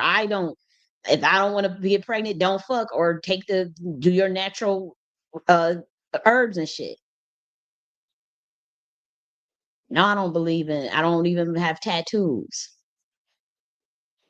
I don't even have piercings all over the place. That's not our way. I damn near, my ancestors never cared for me wearing all the wigs and stuff. But that's just what I like. I don't judge what another person is doing. Who gives a damn? Shit. How people passing all this stuff, judgment, and all this. You can't try to demand what other people do with their life. It could be annoying. You can have an opinion about it, but that don't mean shit. It's just your opinion. Somebody want to follow it, then that's on them. But they it's just an opinion. But let's talk about Miss Tyra Banks here. So Miss Tyra Banks, she is coming out with a business called Hot Ice Cream. And the summary around Tyra Banks, you know, ice cream, I'm going to give you a synopsis. It's called Smize and Dream. And so it's an ice cream dream world by Tyra Banks. And so I want to talk about the concept of the hot ice cream. I want to just objectively talk about it. Let me just give me a synopsis of this. I want a synopsis. So Smize and Dream, it's officially named Hot Mama in honor of her mom. And so it's a sippable, warm, and buttery dairy based treat. So it's not quite a latte, but it's not a hot chocolate standard. And so the concept of hot ice cream is a liquid version of an ice cream scoop designed to be warm and sippable rather than frozen. And so it's supposed to have like this silky texture that's rich and velvety, like a very thick or warm milkshake. And so um she's, as far as the concept around why it's hot, it was her research and development to create a formula that could be heated without dairy breaking down or turning loopy, maintaining that mouthful of the melted ice cream, but it's warm. And so it's typically served lukewarm, rather than scalding, to ensure that the drink can be enjoyed immediately. And so this is just the objective, synopsis of her ice cream concept, a hot ice cream. So it is warm ice cream, and that you were doing some hot ice cream tour, and they have a Smize and Dream store flagship located in Sydney, and so the tour is in Chip City Cookies, Gene George's Tea Bazaar, and Serendipity. I actually think this tour is a good idea. But I want to talk about the competitive advantage of the concept of hot ice cream. And the reason why we're doing this because I actually, speaking of, how we approach society and how we treat one another, I was on Lipstick Alley actually, and I was looking at this. I just went on a post with Tyra Banks um in the title, and that's how I found out about the hot ice cream. So I was like, oh, that sounds cool. But then, like, what was alarming was like the amount of hatred and vitriol towards her idea. That kind of is something about it disturbed me as far as how negative, because honestly, the LSA, you can always say, okay, it's always been a cesspool. It's always been. 10 years ago, because I had just decided to, I was like, well, what's going on in LSA? Because 10 years ago, I used to be more active on there. But I had stopped going on there for years. And so, because I got some really good ideas on Lipstick Alley, I found out about drop shipping through Lipstick Alley. I found out about e-commerce through Lipstick Alley. I found out about, believe it or not, options. I've learned options through Lipstick Alley, like stock options. Yes. And for those who say like, you know, well, that's cap, but yes, there was a business section on Lipstick Alley 10 years ago. Mind you, I'm saying 10 years ago. And you used to be able to like find and learn like some pretty cool information from Lipstick Alley from that business section. So when I saw the Tyra Banks with the Smize and Dream, I was expecting to see a more developed conversation around it because 10 years ago, I'm telling you, it's for those who say you can't, you didn't learn those stop actions on Lipstick Alley. Look at, this is 2026, right? These are actual real plays, real stock plays. If you that you see on your screen right here, that you see right on your screen right here. Look at just from 2026. Look at the dates that they were created and the dates they were closed. January 5th closed January 6th. 3,900 like that, like that. January 6th closed the 9th, 2,300. You see it. December 18th closed it December 22nd. You see the numbers right there. Now some of these are losses. You see the losses are small though. And a combination of small and big leverage, sometimes mid, but you see, look at this one. September 23rd, 2025, close it October 25, 4,800. Like you see it right on your screen. And look at this one. June 19th, closed it July 11th. That one's 11,000. Now, some of these are leveraged, like some of the margins and stuff. Um, I try to do stuff that's like I play around. Sometimes I play around. I play around with the probabilities, but this is a science. Look at this for April 2025. Look at this. April 5th closed it April 2nd, $52,000 in one day. April 5th, April 1st and closed it April 2nd. That's a bull call spread. 52,000. Look at this. April 9th closed it April 10th, 19,000. You see it on your screen. April 9th closed April 12,000. April 10th closed at April 12th, 31,000. You see it right there. That's skill based. You can't just fake that. This is the hardest option. This is the hardest investment class to get right. You see it right there. And this one, I was really wild. Like a lot of I have to. There's a method. That's why we started. In addition to um the invention and research and development department, we doing resource options and capital department too. And we'll be discussing options, but for Nakhti members, like all this stuff is going underground. Like we not doing all this shit online. Some plays we gonna discuss, but a lot of this stuff is gonna be offline. It's too high. It's too sophisticated, and you have to be a member. Like we not giving out free shit like free game like that anymore. Because there is a science to me. This, but I learned this from Lipstick Alley. Is with the point. What I'm saying is they used to get they used to be high level shit on there. Look at this one.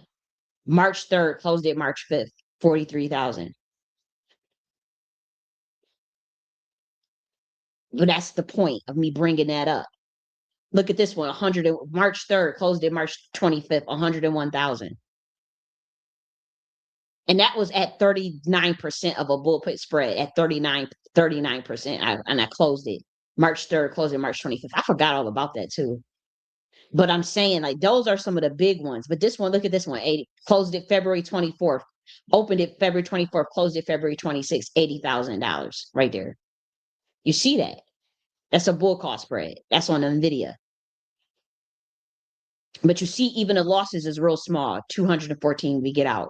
300, you get out. $180, you see it right there. You don't see no loss that big at 80,000. You don't see that on there. You don't see that. And you still can go down and see the losses compared. You can, and it's been profitable for every month.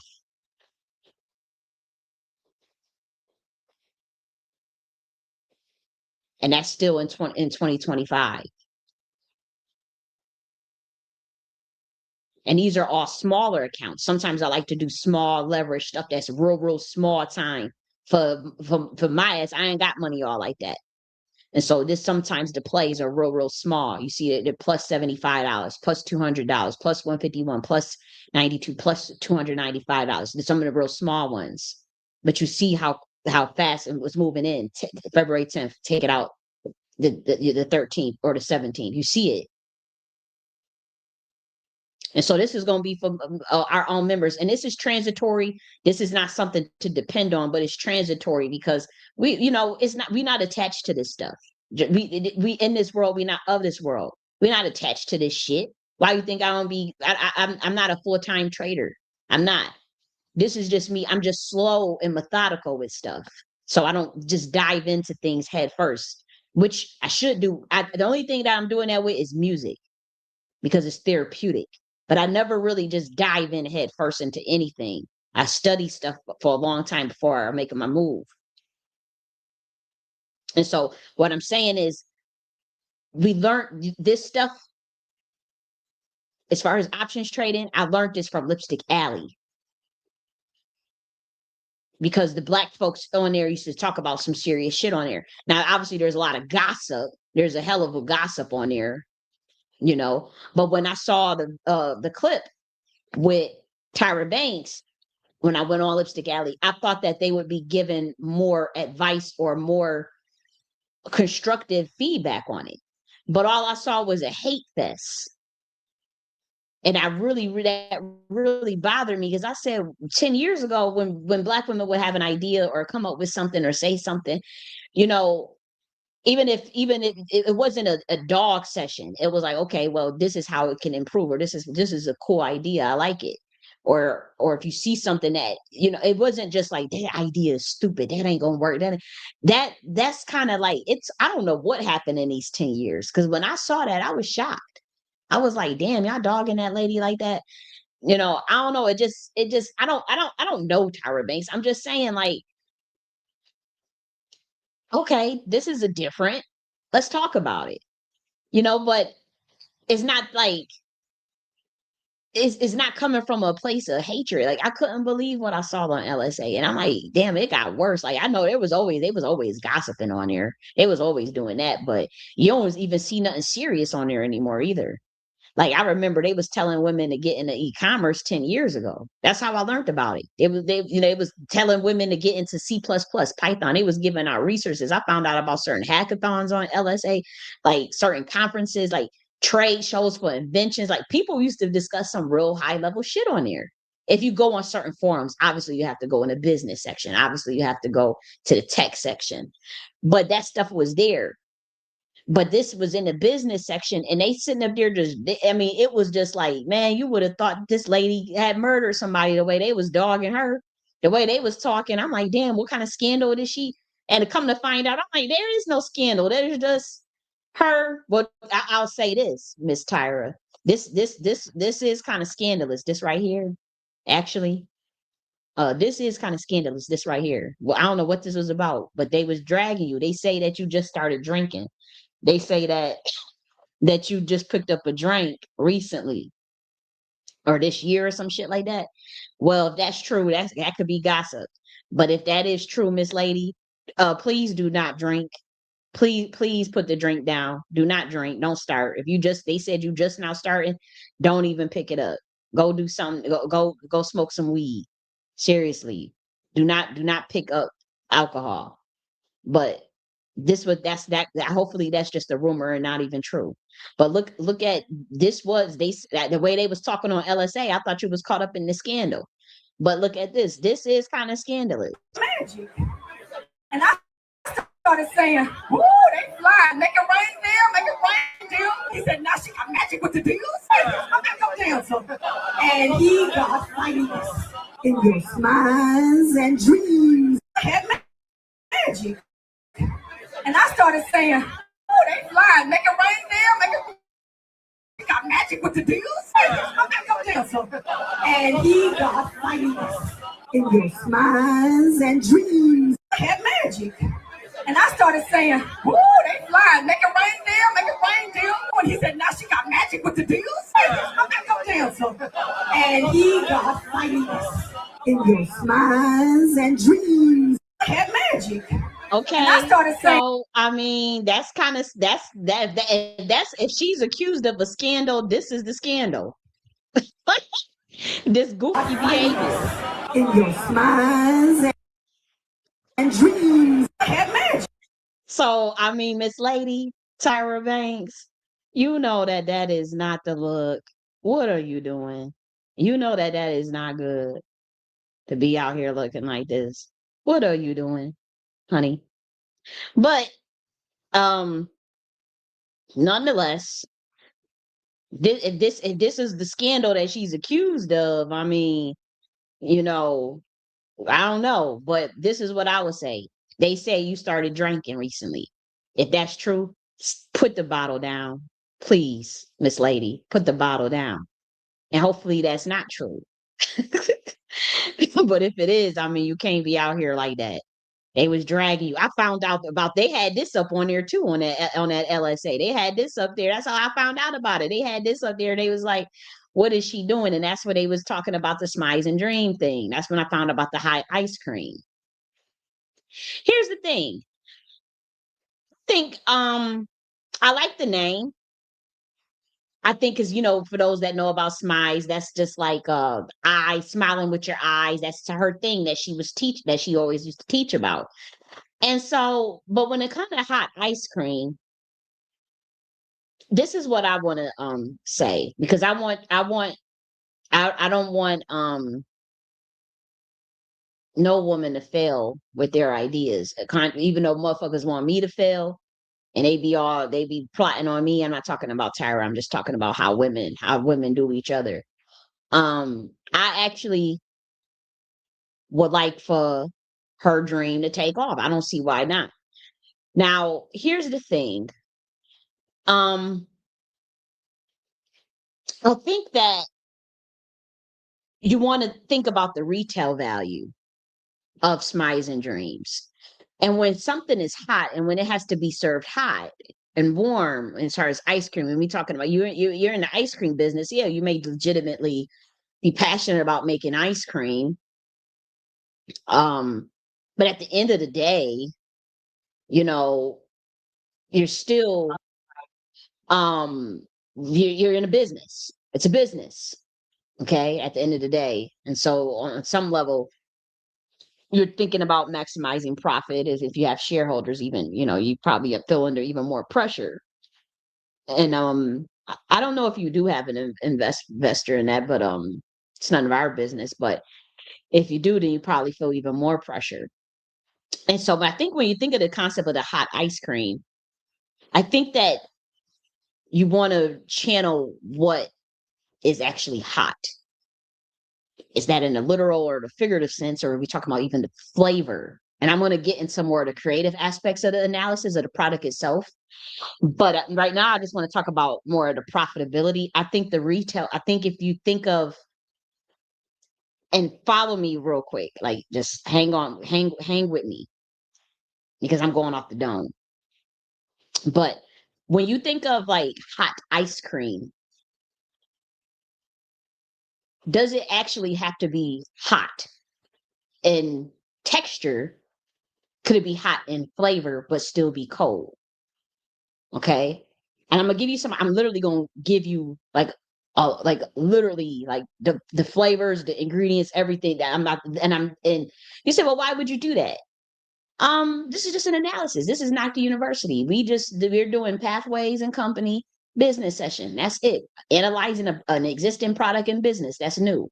That's novel. That's different. That's what it is. It's not to offend anybody. It's not to step on anybody's toes. It's not to take nothing from somebody. It's not to, oh, you gonna I'm a scam you. This is literally just free game. And just like how you would go and present your pitch and business idea to a university, so you go to Columbia University, Harvard University, shit, Nakhti University is up there educational wise. It is. And so it may not be accredited by Western standards, but it is accredited. And there's blueprints of when we said we did constitutional studies the very next day, and that's all documented publicly, where the whole state of Georgia adopted constitutional studies right when we asked them to. It's a fact. It is documented on this channel. And it was documented on Twitter. That's why it deleted the Twitter. But when we told Negroes, look, get into constitutional studies, study, we said we'll come up with the department. That's when we came up with Governance and Civic Affairs Department. Then that's when the schools started coming up with constitutional studies, and like literally overnight. And so people could say, "Oh, that's delusional." Well, the documentation is there, the blueprint, the footprints. But that's what when you go if you go to Columbia or Harvard or Penn State and you got to do or Georgia State, whatever, and you got to do these business pitches to them and get analysis, and people going to do case studies, and people going to, when you do case studies, you do a case study on, I had to do one on Quirky, which was an invention company. I did a whole case study on Quirky. Okay. So it's nothing personal. It's not, this is just the world, the real world. People discuss ideas, good and bad. It's just the real world. It's just on a public platform. It's not the university is more public. That's all, because it's a decentralized autonomous organization, a DAO. That's why. So follow me here. When we think about the hot ice cream, Tyra Banks, I think that when you think about the retail value of actually how, like, why do you want to reinvent the wheel on ice cream to make it warm when if you want to do hot mama and hot, think of the actual flavors instead of why reinvent it. I think for winters, as a part of the tour, maybe you do have the warm option, but I think you should expand it beyond just the concept of making it literal hot. And follow me, because this is where the retail value comes in. When you think of having that warm product, you can't put that in retail stores like that, box office stores like that, and sell it in mass. You can only do it through a tour or your flagship or where it's warm. And then a lot of people don't like hot ice cream because the way that when you make it hot, and let's be real, and you can look this up. People, I don't have time to go and look up the actual case studies of this stuff, but you can go look this up. When people have to gain weight really fast, they'll do a warm dairy ice cream. When they have to gain weight, there was an actor that actually had to gain 40 pounds for a movie, and then another one 60 pounds. You can go look this up. And what did they have? They ate hot ice cream every day. They had hot ice cream, something warm, because to get it to that texture with that fluffiness and making it warm like a milkshake, it requires more fat than actual cold ice cream. So it causes more weight gain if you have it cold, if you have it the warm way. And so you got people that's in a health conscious, that also may be a turn off for them as far as having it warm like that. But then it can't go into retail stores in mass, because it gotta be warm on demand. You see what I'm saying? And so I think that you shouldn't try to reinvent the wheel on hot or on ice cream. I think you should reinvent the wheel on flavors that create ice cream that tastes hot. That tastes hot. And we'll get into what that means, because we're not talking about like literal savory stuff. We're talking about hot, sweet stuff that's still hot ice cream flavors. And then that way, it's still cold, it's still ice cream. Ice cream sells in the summer mostly. It's hot as hell. Everybody loves ice cream in the summer. You got the retail aspect of it. You can put it in stores. You can get it in stores. You can license out proprietary hot ice cream flavor wise. Maybe you partner with Ben and Jerry's, or maybe you go hot to local. You can partner if you do it through. If you reshape the concept of hot ice cream from making it literally hot into where I'm going to give you the exact flavors to use, by the way.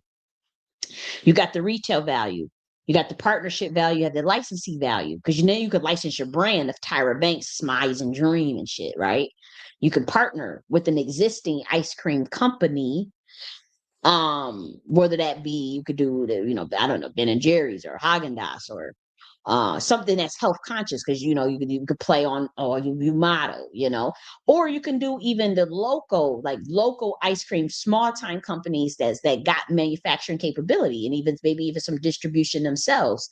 Business, you've been in the business for a long time, so you know how to structure an agreement that would that where you don't get screwed over here. But say they got small, like Emerald is I think is a new Irish ice cream, very good flavor, excellent flavor, and excellent. The ingredients are clean, it's just real simple ice cream, it's real ice cream. Don't go with the artificial ice cream or bright, companies that's been caught not having 100% ice cream. They have ice cream product, or first called frozen product now. That's not the real ice cream. But if you go with the real ice cream, you know, you got real ice cream. You go with a company that already has manufacturing and distribution, and all you doing is giving the Smize and Dream brand, and you partner with them, and you able to sell the idea of hot ice cream, but you thinking of it more as flavors. You got your retail value, and so maybe you partner with an existing ice cream company that do Smize and that you can, that want to promote maybe a limited edition of Smize and Dream. Maybe they do a limited edition. Ben and Jerry's will do limited edition Smize and Dream, or Haagen-Dazs will do limited edition Smize and Dream, and then introduce these hot flavors. But it's not hot ice cream. It's still cold, but the flavors are hot. And I'm going to give you what that looks like. Now you got retail value.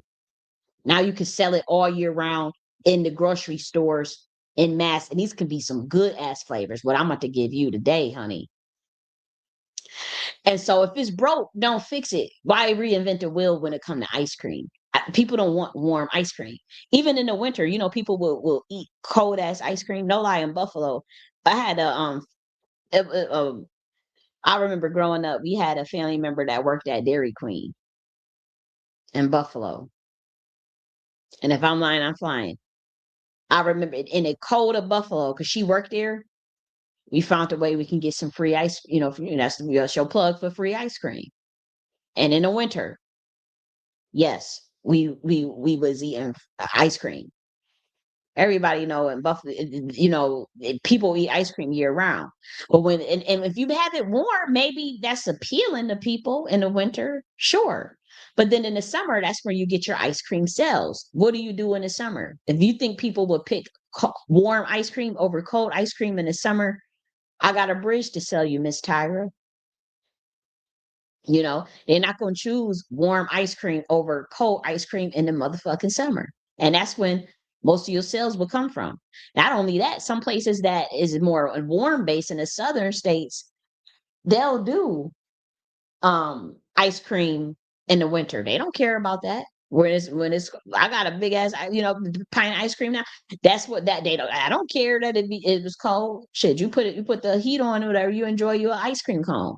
So what I'm saying is the way it's structured now is I think you missing the opportunity. I think what you're trying to do something novel and different is quirky, is cool. I would say that it should be secondary. It seems like a product that would be secondary and served during winter times during the flagship. But I don't see it's you're limiting yourself if you're trying to reinvent the wheel and making it literally hot. I don't see why it needs to be literally hot, and the retail value is not there, and so you limiting your profitability. You can also license the Smize and Dream branded ice cream by like I said, teaming up with an existing health conscious real ice cream. Limited edition, Emerald, Land Weaving. What's that ice cream company? They pretty cool too. Land Van, to do something exclusive that's in Sprouts or something, you know, uh, where you could partner with health conscious. Is Lewin. Yeah, they got their ice cream is pretty good too. Van Leeuwen, they got some pretty good ice cream. Emerald Irish, try. I would say if you can go with a local up and coming company, that can also probably work too if it's up and coming. And in that way, they could probably leverage the Tyra Banks brand, if you partner with, but they already preferably would have distribution and manufacturing, or you could get into that too.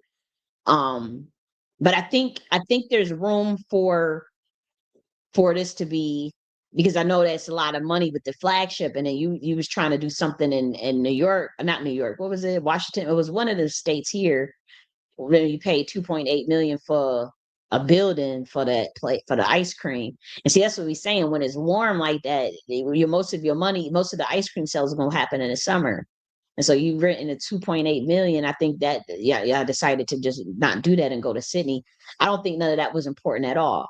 I think that the licensing um of the Spice and Dream brand with the unique flavors that are hot to hot mama under this company, and then going that route. And then if you want to do in the winter times, offer that product that's warm, then it could be a part of the repertoire of Smize and Dream. I'm not saying don't do it. What I'm saying is add, when you got Smize and Dream, the hot ice cream in the winter, maybe you offer that. But that, I don't think that could be your selling point, or the only thing that you sell that's representative of hot mama.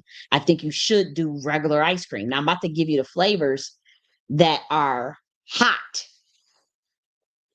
Okay. So say you have cold ice cream. I think this is the thing. All of your ice cream should be cold. Okay. Ice cream is fucking cold. It's called ice. Okay. Um, but you got hot mama, Smize and Dream. Okay.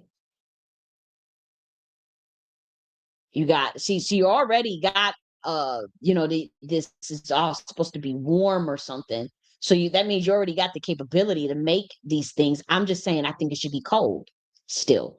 And you probably got some, but I also think you should think of world's first, like, 'cause if you don't hop on this, somebody else is going to hop on this, but I'm about to give out as far as hot flavor, spicy flavors. Okay. And so this is her hot ice cream. It's supposed to be handcrafted, but it's small, it's supposed to be warm, it- you know.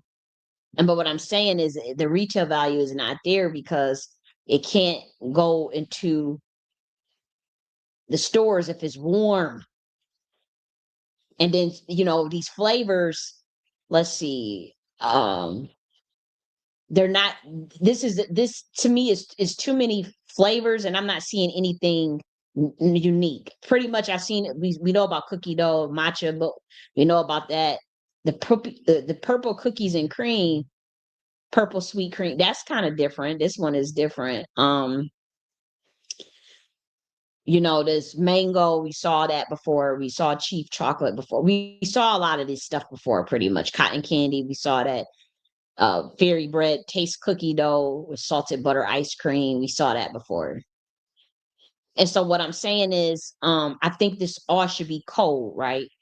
But I'm gonna give you the flavors that represent hot. I think you should literally sell still cold ice cream with just dope as unique flavors that's never been fucking thought of before, and put it under, this is what you would have for the Smize and Dream. So now you got dope, unique ass flavors that's only exclusive to Smize and Dream. And you got this thing on hot mama. Yeah, make the ice cream literally hot, tasting like it's spicy. So how do we do that? Your first flavor, think of, this is your first flavor right here. Think of this. Remember this candy growing up? Remember this flavor? Remember this candy growing up? Hot tamales. Remember that? The candy? That shit was hot. Remember that fireball candy?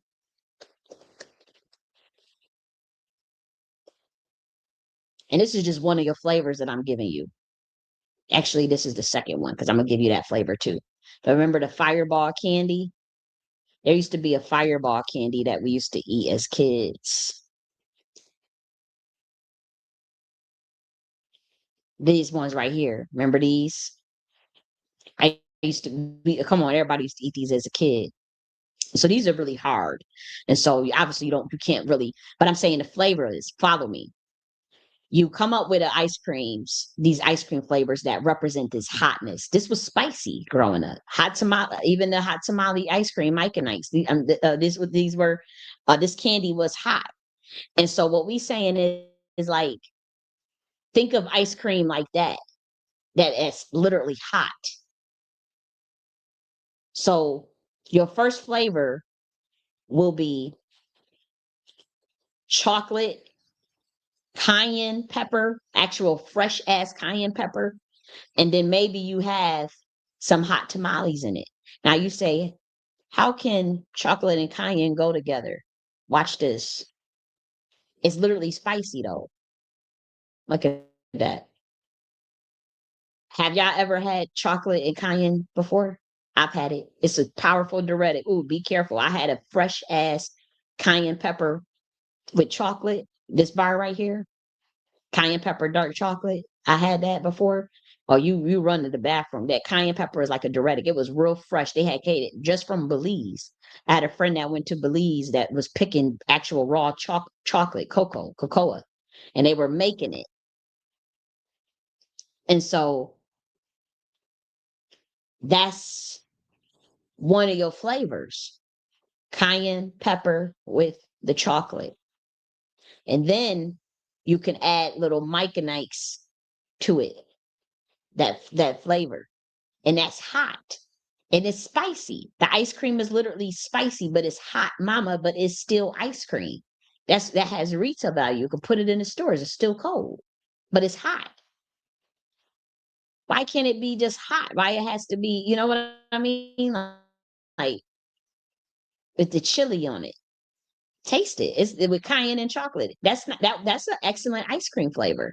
What I'm saying is put a little of the Micanites in it too, the tamales. That's mice and drink. That's hot mama. That's hot. Your next flavor is this one. This one is also hot. Your whiskey Irish fireball.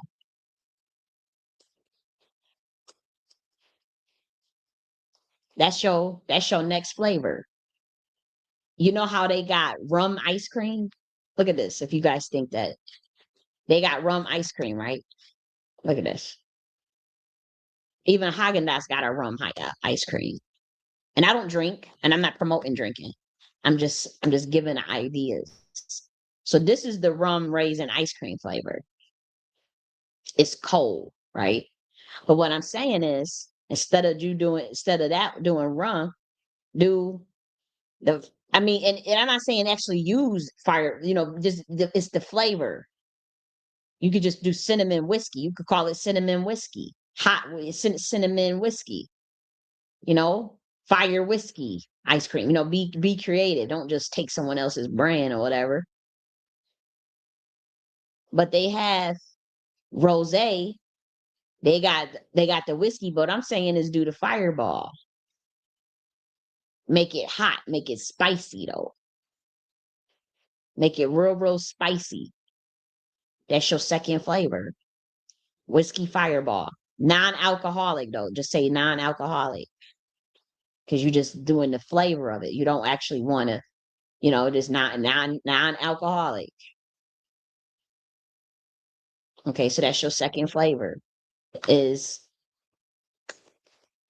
fire is fireball. That's hot. It's spicy, it's hot ice cream. That's still hot ice cream. Is it not? It's still hot ice cream. The next one is chai. Chai ice cream. Spicy though. Chai spicy ice cream. It got cinnamon, it got anise, it got clove, ginger. It got hella ginger in it, right? Hella ginger. You got a chai, it's right for it's spicy as hell. So now you got three ice cream flavors so far. You got chai, you got Irish fireball, you got hot cayenne, tomato. You could even mama cayenne,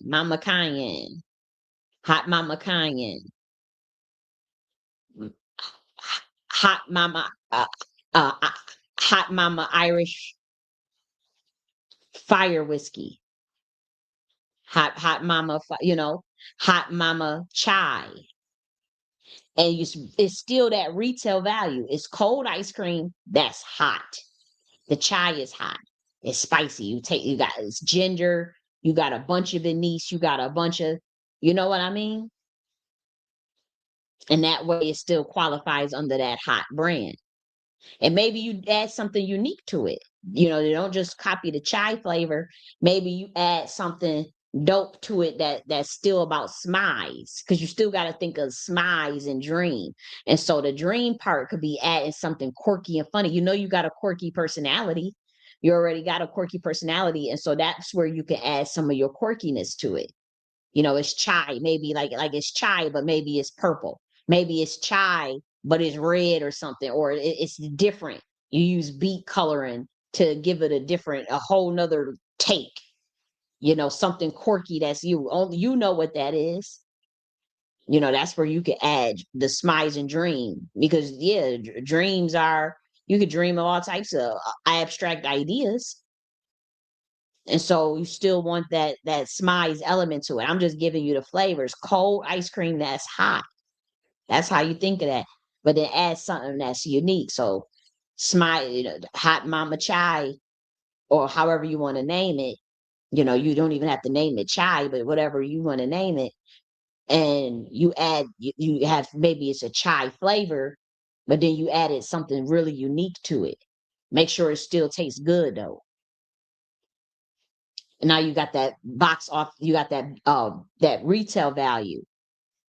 Your competitive edge is the fact that you came up with hot tasting ice cream that is really, really, really delicious for people that like cinnamon, ginger, clove, anise, cayenne, cayenne and chocolate together, and hot tamales, that fireball taste. You got a unique hot whiskey ice cream flavor now.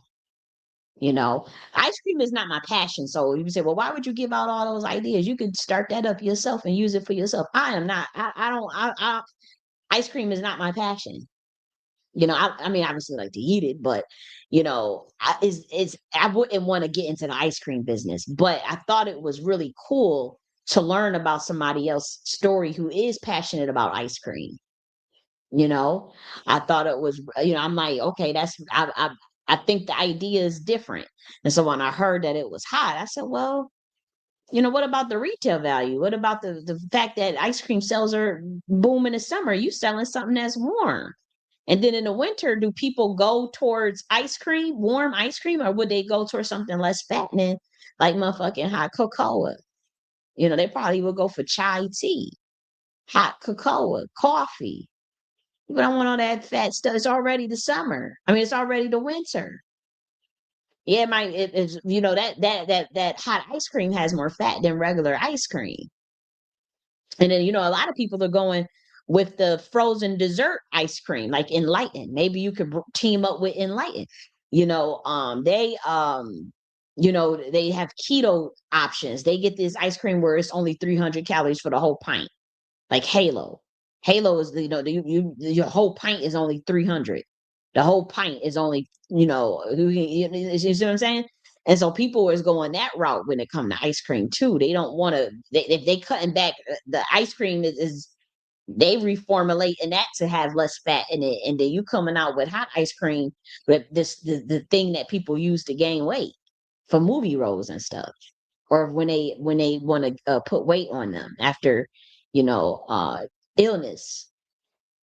And they usually do the warm ice cream. A lot of warm. What this is what she's proposing. And so I think you being in a model and all these things, people, they it just the equation is kind of short circuiting.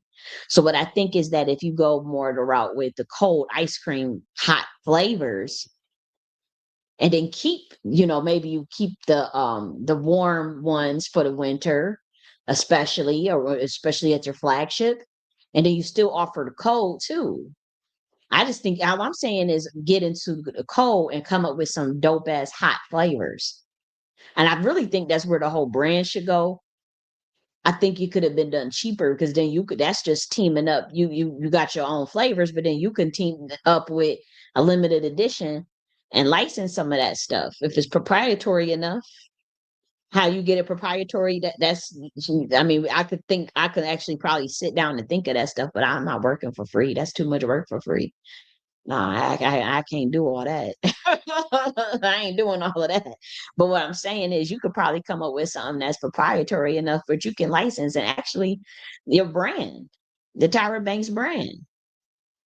with a small time ice cream company that's in retails already at Sprouts somewhere or Fresh Market, local, something local.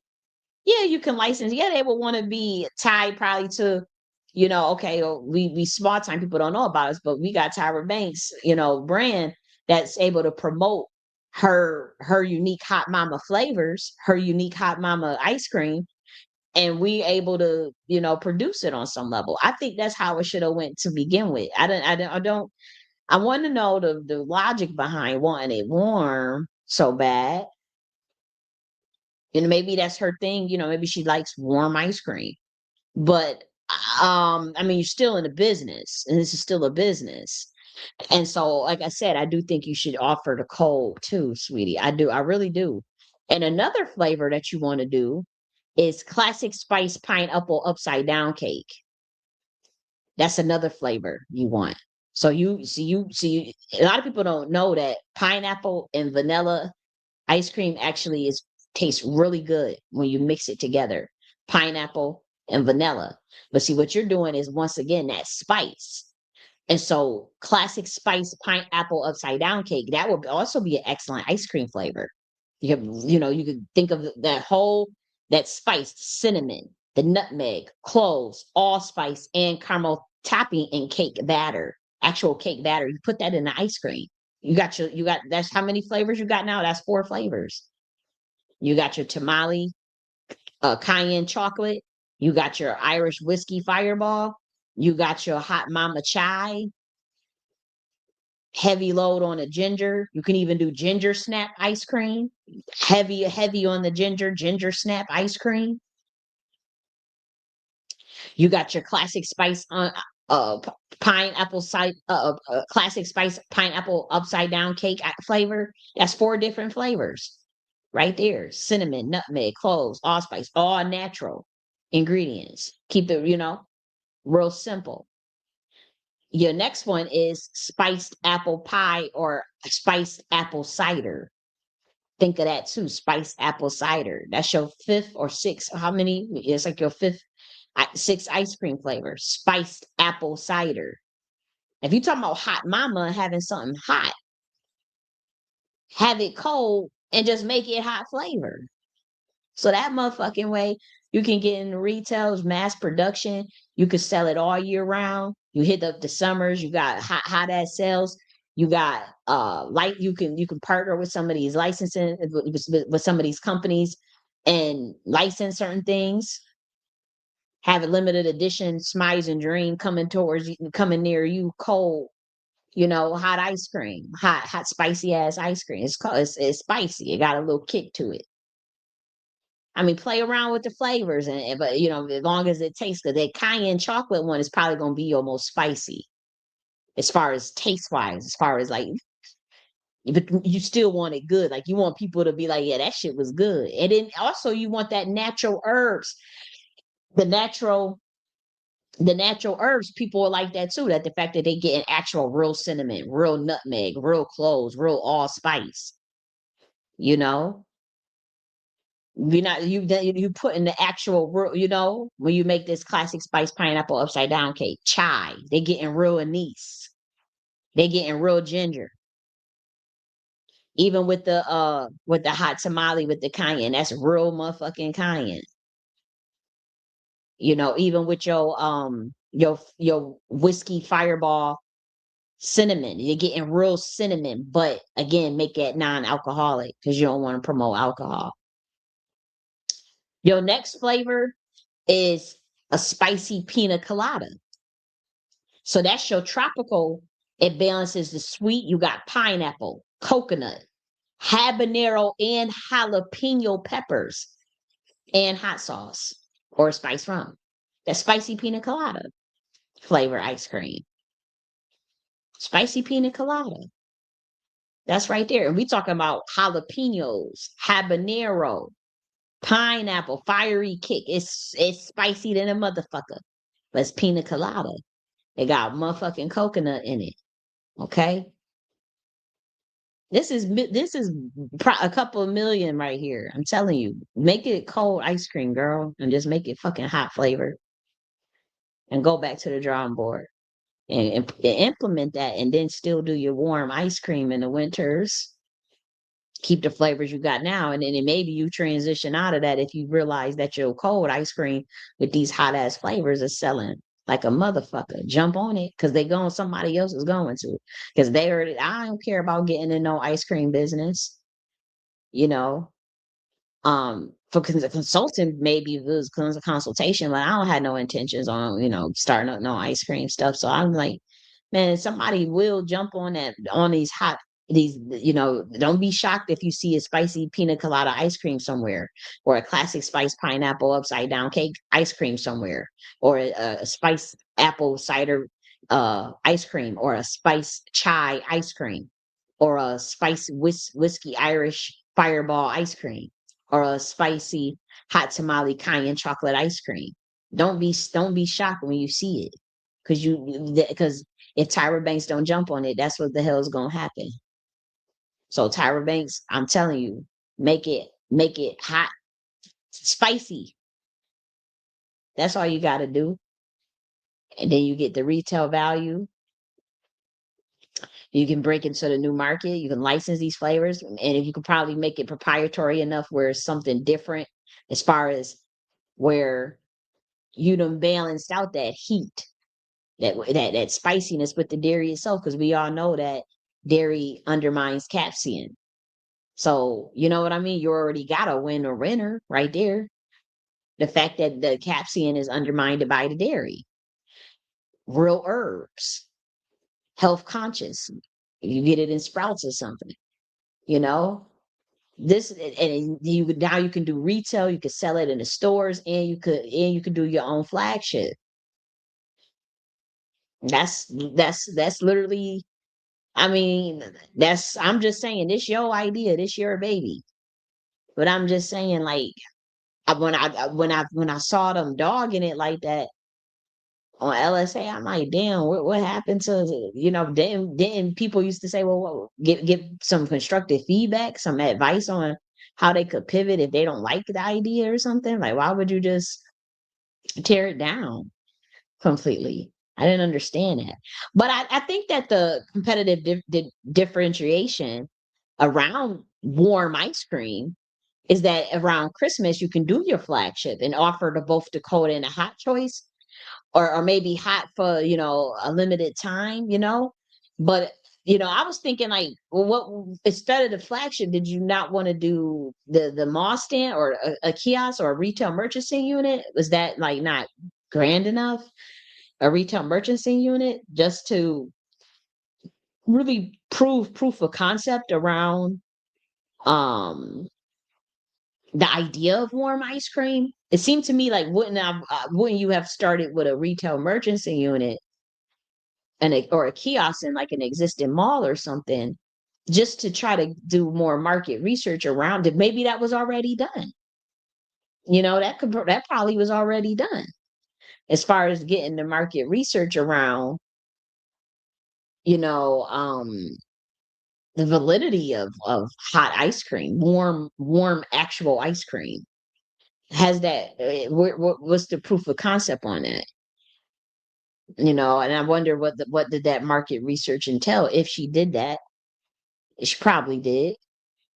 Um, and if not, then I just didn't see the jump in getting a $2.8 million business retail, well, shop in the mall, without that proof of concept at a smaller, through the retail merchanting unit. No, that's not how it works. You just go ahead in. Is that how it is done? You just jump right on in without proof of concept? And maybe it's not, because sometimes people novel things can just be a spark. It could be an aha moment. It doesn't have to, maybe you don't have to have the proof of concept. But I think, in comparison to just regular cold ice cream, I think that it's too much restructuring you would have to do with the human mind and marketing, and the way the human mind thinks around hot days, hot summers, winter. weight gain, all these things. I just think it's too much of a steep hill to just reinvent the wheel on ice cream. I really do think you should keep it cold and just go into hot flavors with Hot Mama, Smize and Dream, and just go hot flavor, literally. But keep it cold. And then during the winters, you offer the warm textures and maybe even limited edition or limited time just to see how it does, and if it's selling, if it show you keep your number one sellers year round, possibly your number one flavors that people just keep going back for. For if it's profitable, I think you should keep the flavors that work, get rid of the ones that don't, and then go straight into cold ice cream with them flavors that I gave you, or some ones that you could think of that are hot flavor too. There's so many things you can do with that. You can come up with your own creative ideas of a hot flavor yourself, of something that's the smize and dreams, the unique proprietary smize and dream. I think that's also something you should sit down and think of when it comes to a cold ice cream flavor that's hot. I think that that's where your proprietary smize and dream flavor come from, with a trade secret. Think of your mom's favorite spicy recipe, something that she liked that was kind of spicy but sweet. Maybe you do sweet potato pie, spicy sweet potato, something that's so novel though. Go deeper. Think, because it gotta still be you and your personality that makes it the brand that represents you, more of a quirkiness, and I think that would be dope. And you just think of your mom's favorite recipe with the spices and stuff that she used, and think of then get unique with it. What's your that type of thing, and make it fun. And that's when you putting your energy into it and behind it. That's when it counts. And that could be the Smiles and Dream proprietary ice cream flavor. That's just solely, you know, that's that's you. And I think that can also be licensed because you're not telling people what's really in it. It's proprietary, family recipe or something. And it's spicy, it's hot, you know. And so I think it's a cool idea. I do. And you know, um, I also think that another if you do feel like a little lost along the roads with this massive undertaking, as far as the promotion and sell and marketing of hot warm ice cream. I think if you come, and you probably already did this, but say if you find yourself getting off of the rails, as far as forgetting why you got in there, I think like if you take the a couple a day or two to write a couple of sentences behind like what the executive summary would be, your company description, your market analysis, the organization and management, your product and services, and then your marketing and sales strategy, and your operations plan, and then keep track of your financial projections. I think if you write, either you obviously have an official business plan that you are aware of, that you probably already is was well detailed, but then coming up with like the moments where you feel like there needs to be some sort of innovation or needs to pivot, and you just write a couple of sentences under those topics, by reviewing what you initially got in it for, and that will also help you be able to evolve it. So you have an executive summary, your company description, but you look at what you originally had as your company description, and those moments where you need some for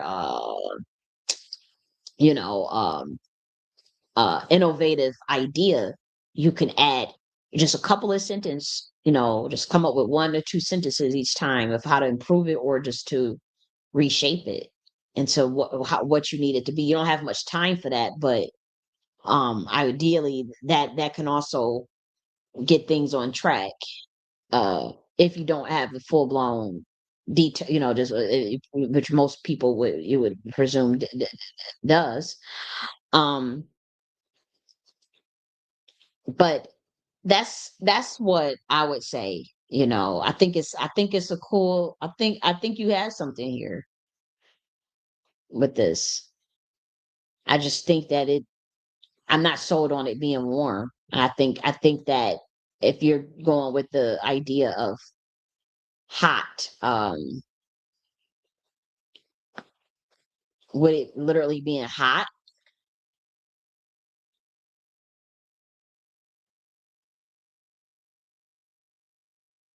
that then it should be the flavor should be hot. But this is a nice building. It's a nice you see it's a nice building. Darling Hubbard, don't walk, strut. Okay. Hot it's called Hot Mama ice cream. Hot ice cream is a culinary first, a warm, pourable take on the dessert we all thought we knew. Sip, not scoop.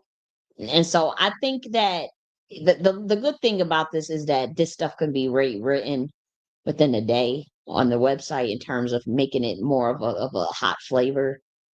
And I do think that, say, even if you keep this there, this if you keep this the idea of actual warm, I think it should be a product that is more of your novel product and only sell your most profitable flavor that is hot, literally, like this warm stuff or whatever. Only do one flavor, but I really think you should pivot this into real cold ice cream, actual cold ice cream, and then just do hot flavors. Use those flavors that I gave you, and then maybe make this one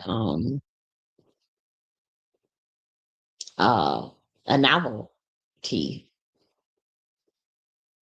Get in the box, get into retail, pick a side, hot ice cream versus cold ice cream. Yeah, you don't have to pick a side. Go both. I mean, why limit your money? Why limit your retail?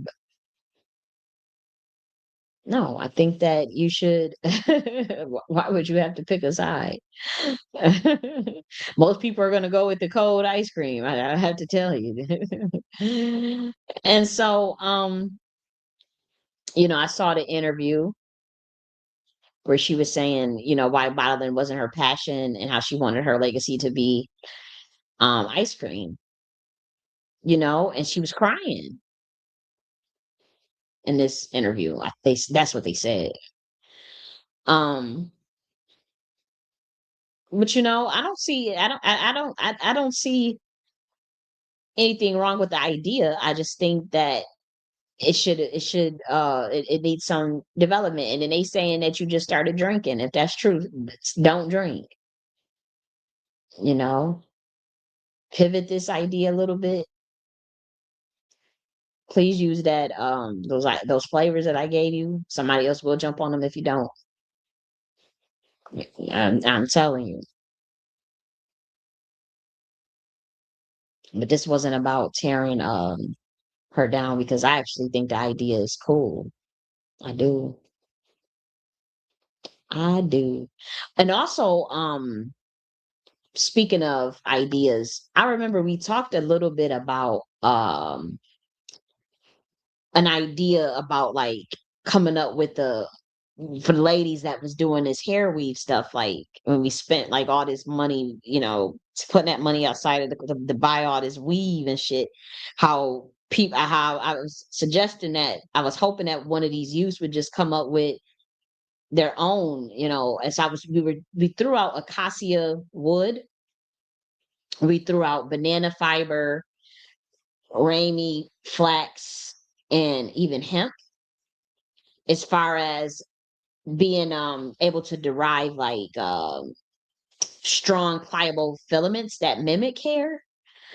Those were some of the ones. Banana fiber, it's known for its like impressive length and strength, and so it can resemble hair and craft applications. So, and it can also be dyed easily. So I was asking some of these youth to come up with an invention that is plant based as it relates to hair, because the Black community growing up, spent so much money on this hair weave stuff, and we didn't have control over the market. And if, I'm like, if we can't have control over the market, if we come up with the invention to come up with the own hair, the thing texture that mimics hair, that was plant based, that was sustainable, that didn't cause lesions, that didn't cause alopecia, that didn't cause breakage and around the edges and stuff, then that money could have went back into our community in terms of us having control over the patents on the processes of how to develop that hair weave. Obviously, I gave that invention out for free, but we talked about banana fiber. We were talking about acacia wood, but remember I said somebody would have to find a chemical on it to get it palatable or more like a hair texture. You can also use flax, and so that's the source of linen fabric. Flax produces very fine and strong fibers, and so that one, you can separate the fibers into delicate threads. You could do that with flax. Hemp, you can also do, can be processed into high quality fine fibers as well. Nettle, it can also have fibers that can be processed into soft, strong material. Okay. And then Indian hemp. And those fibers are very strong and fine. You can make those into hemps. I mean, into like hair type texture. But what would be like some of the then I'm going to go one step further to I'm giving out what kind of resins you could use to kind of make the hair texture so somebody can go and patent it, whatever. I don't care about this type of stuff. I come up with this stuff on the fly. It's not, this is lightweight stuff to me. It's nothing like, I know people will be like, well, that's like billions of dollars worth of. I've been doing that. Y'all saw that AI invention. Like to me, that's the easy stuff. It's easy. So I'll give you this one. You come up with that hair, you use banana fiber or whatever, but you want to think of a Cody resin. So you can also use a snake plant or a Sansevieria plant, but a Cody resin, like a water-based resin. So you don't want to use a chemical-based one. So you can do recycled resins like Terracast, plant-based resins like bioresins. So think of the ones that's derived from sugarcane, corn, soybeans, but a lower environmental impact. But also remember, this stuff has to go on your hair. You know that Black women get allergic reaction to a lot of those chemicals. A lot of those chemicals on the wigs, a lot of the chemicals that's in the hair weave, the hair glue. That's why people really be walking around with no edges. It's not because that it's the chemicals in that shit and them products, all the products and all that stuff you putting on your hair. That's what's making it go alopecia. That's a lot that's causing immune issues and stuff because of the allergic reaction. I've witnessed it. Is it a coincidence that that stuff was giving fibroids and harming the hair and making people go bald? They was making these black women go bald, but really there's chemicals in their products. We should have known. We didn't have no ownership over that. We don't know what was in those products. African pride was not owned by no black person. It was owned by a white person. Chemicals causing fibroids and uterine and all this stuff. Attack on the womb, attack on your. Isn't that a coincidence? Or is that spiritual? Through your motherfucking crown, through your hair, attack on your womb. Everybody know about the fibroid issues with the hair products. Will we make a hair product that will give us fibroids that will harm our hair? Will black women do that? No. So that's why I charge your ass with making your own product. You know, you make your own hair weave. You get a patent for banana fibers, Cody resins, plant-based resins, bio resins, stuff that's gonna make the hair grow, sugar cane, stuff that's could make y'all know what to do, motherfucking rice water, all types of shit. UV curable resins that harden quickly with UV light, requiring less energy. Eco-friendliness, think of that. Water-based resins. You can use water as a carrier. Okay, with fewer toxics. I'm just saying the Cody resins that you would need to change the fiber or the banana fiber or the acacia wood into a hair like texture. Then you got to still make sure it can take some heat. I'm just saying y'all the ones obsessed with the weave shit. I'm not judging it. I'm just saying if you're gonna wear all that shit on your head, at least have ownership over the market of what. And that's all I'm giving you game. Like whoever, like you got a patent right there. You could figure it out. I can't do all the damn work. I gave you the damn resins to go get. I gave you the damn wood and textures and the things, the banana fiber to go play with, and told you go create the damn hair. We even go get a patent on it and go mass produce it. You have ownership over your market. And then don't give them, if you don't jump on it, and then you're gonna be complaining the Asians stole it. They did that. You know, I don't have not people. Look, I look. We all this stuff. This is nothing. We could talk about the real shit offline. Only with Nakhti order members after, and for that level, for the invention and invention and research development. I'm not, no lie. There is a 3-year vetting period. Like that's just a fact. You're still a member, but that vetting period is 3 years before you even get actual full membership, because that stuff is so high level, like you giving out game. And then this is like with me, when we talk about you got a skill to offer, I have a skill to offer. We can split the ownership, like the Nakhti order inventions. Those are the ownership of all the members. We all share the patents. We all share the royalties of that because we all came up with it together offline. So we all eat off it together, and there is no greed and all this jealousy bullshit and stealing and all this stupid fucking shit. Like you can like how they did me. That's what I'm saying. Like I don't run my shit like that. Y'all can go somewhere else with that bullshit. We come up with it together. You had a CAD designer, you got electrician, you got a carpenter, you got a motherfucking graphic designer, you got a motherfucking that understands schematics, you got a motherfucking lawyer that understands some shit, and we all came up with this stuff. We all contributed, we all split it.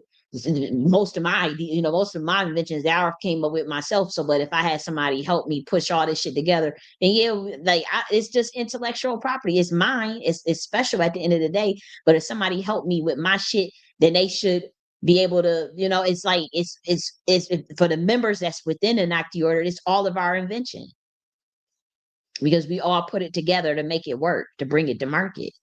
But all that stuff got to be done offline. And then you can't even trust motherfuckers. That's why there's a 3-year vetting period. Yes, 3 years. Your ass is like, and we let you know.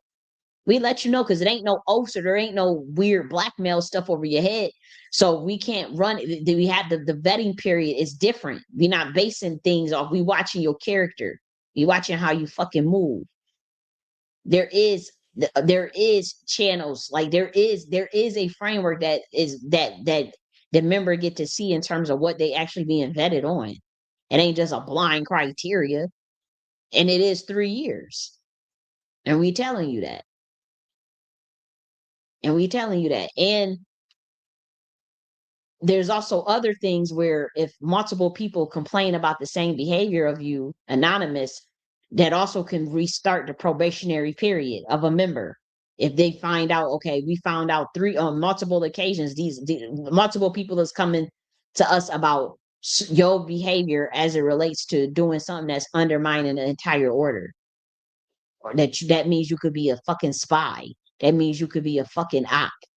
So we may not have the evidence, but we got 3 different members on 3 different occasions, unless they all, and then the investigation has to prove them innocent or guilty, and they do get due process. Because how somebody just ain't jealous of somebody and just trying to set them up, and some people just want to complain about them just so that they can be under the probationary period again and go through that probationary vetting process to make sure that they're not a not. How do you know that somebody just don't gang up on somebody? So you got to have safety bells against that in your order, because people be fucking jealous. For one, you're supposed to be involved enough not to have that, but that's frowned upon. But if we catch it and we realize it, then it will be dealt with too. That's why it's frowned upon. Don't waste nobody fucking time. If they ain't do shit, don't act like they did shit. And so that's why the probationary period is the vetting period is 3 years for those who are partaking in the research and invention. For research and again, anybody can be a member. It's an interdimensional thing. It's very informal. But when it comes to getting access to okay, we all creating these inventions together, and we're gonna go and file a patent, and we all gonna be on this stuff.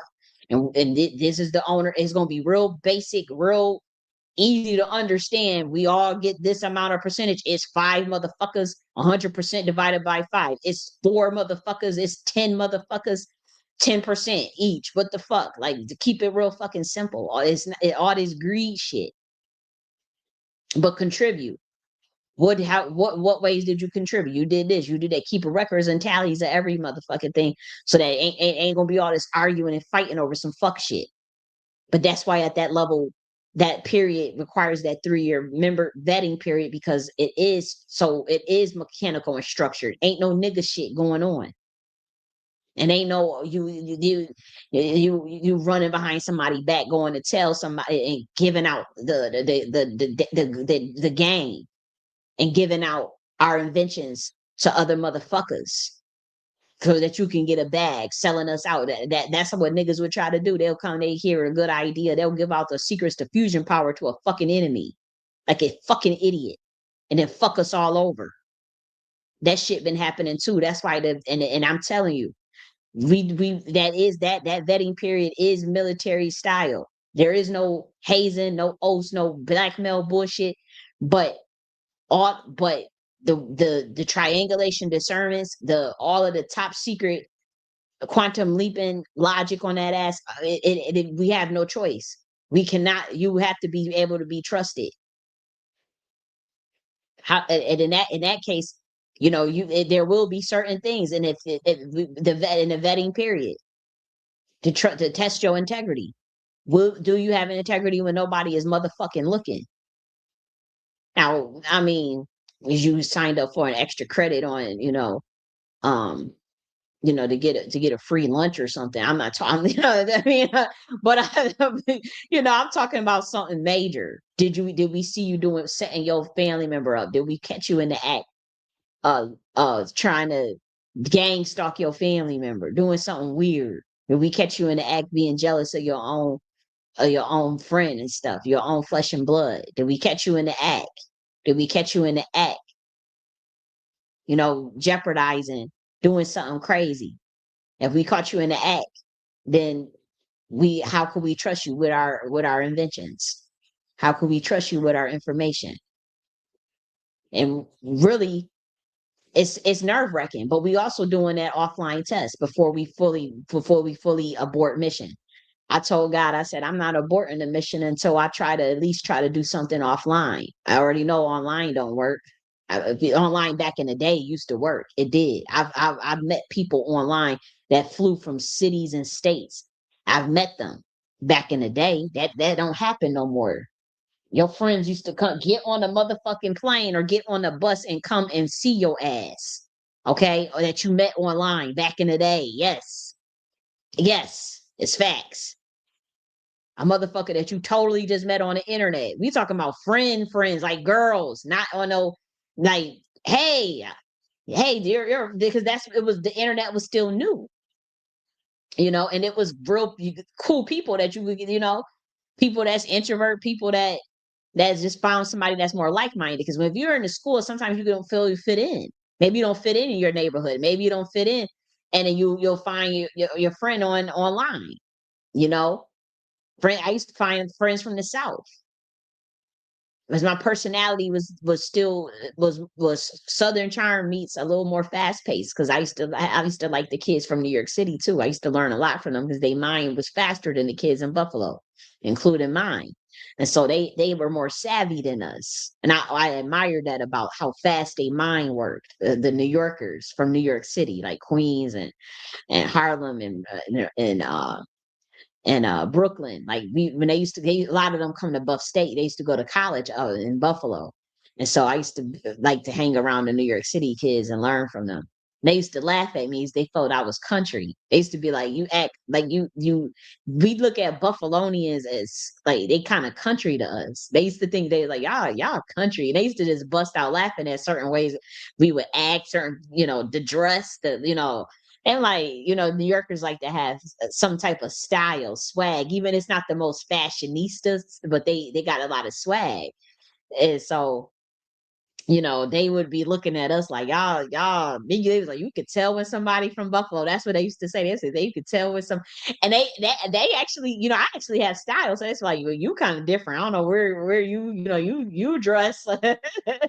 You got some fashionable style, but it was like you could tell with somebody. That's what they used to say too. They used to be like, the girls used to, they used to be like, y'all kind of ghetto, like y'all country, y'all dress ghetto to us in country.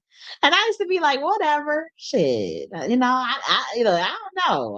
I saw the difference, but to me, is Buffalonian is a lot more laid back. If anything, it's not like city living like that. It's not like that, and the fashion is not as big there either. As it is in New York City. You know,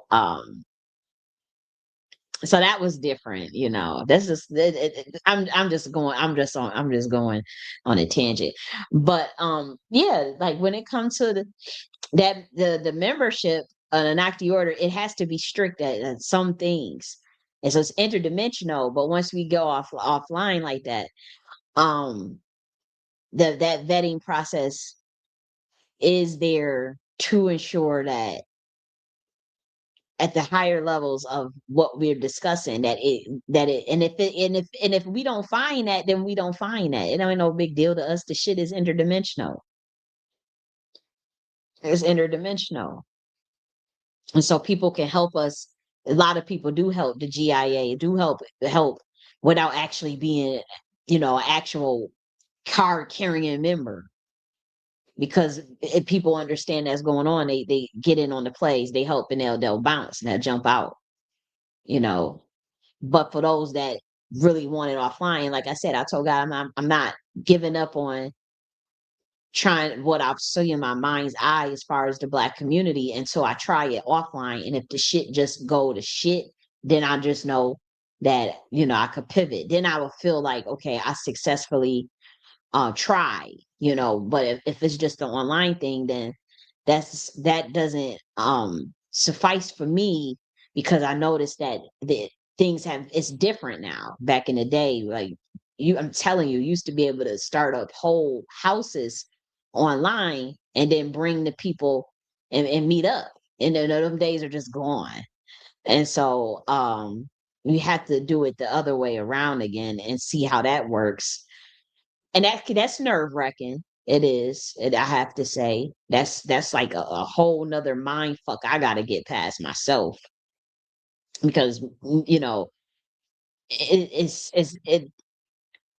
you know it's a different day and age. It feel like the end times, as they say. And so it's, you still have to live your life the way, as if you want to accomplish what you want to accomplish, and just be, just do, get what you want out of your system, get what you want out of what you came to do. But sometimes there's a finality that it feels that there's a finality that comes with that, or like something's amiss in terms of the times that we are in. Sometimes I feel that. And how do you get out of that paralysis, and then how do you put that feeling, like, it doesn't even matter in such an illusory world. It doesn't matter. Sometimes it feels that way. And so I grapple with that. And I do ask the Most High for revelation on how to deal with that feeling. That feeling of like, what does any of that stuff matter? And then that feeling of um that finality in this particular script, or dimension, and then the need to want to progress and evolve consciousness and get something and done that was different, and to complete an aspect of something you wanted to do. And if you don't complete it, how do you live with that regret? How do you keep on moving on?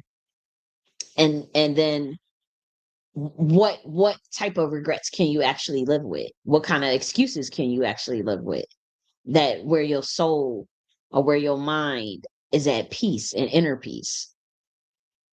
What if your soul is just tired, What if you find out? What if you do things offline and then motherfuckers is just fucking crazy? You realize the community is just so far gone that there's nothing, like that it's just we can't get it together. That's my biggest fear, like that.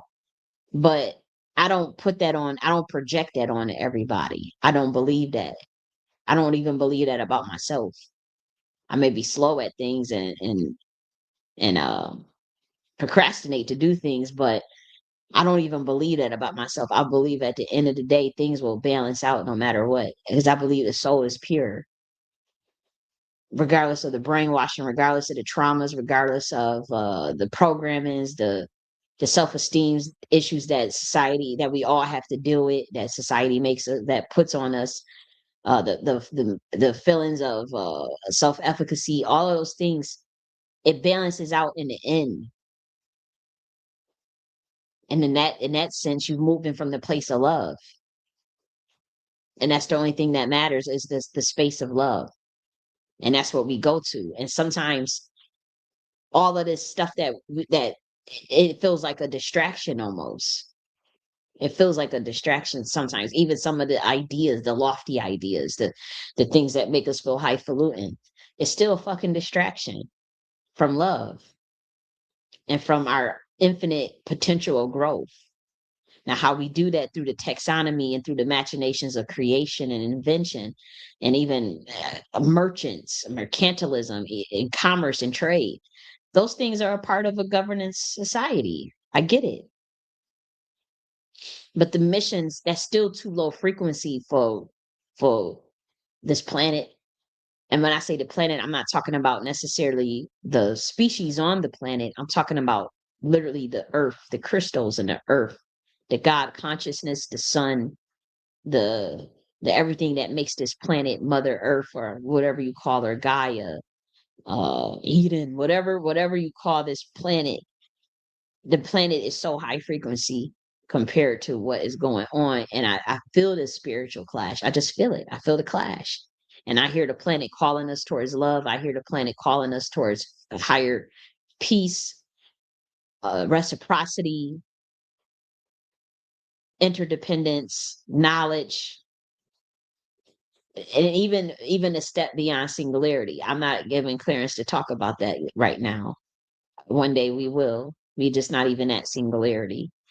When we talk about even the machinations of the hive mind, sometimes talking about all of the business stuff, and even the stuff, even when I showed you guys that stock options and all that stuff, even believe it or not, that even feels too low frequency. That's why I don't really talk about options and all that stuff like that, because I know it's transitory.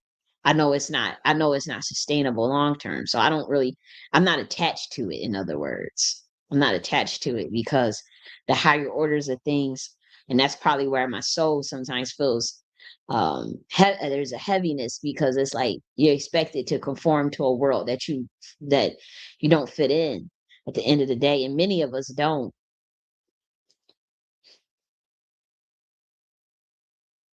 you know it's like you feeling compelled to fit in a world that let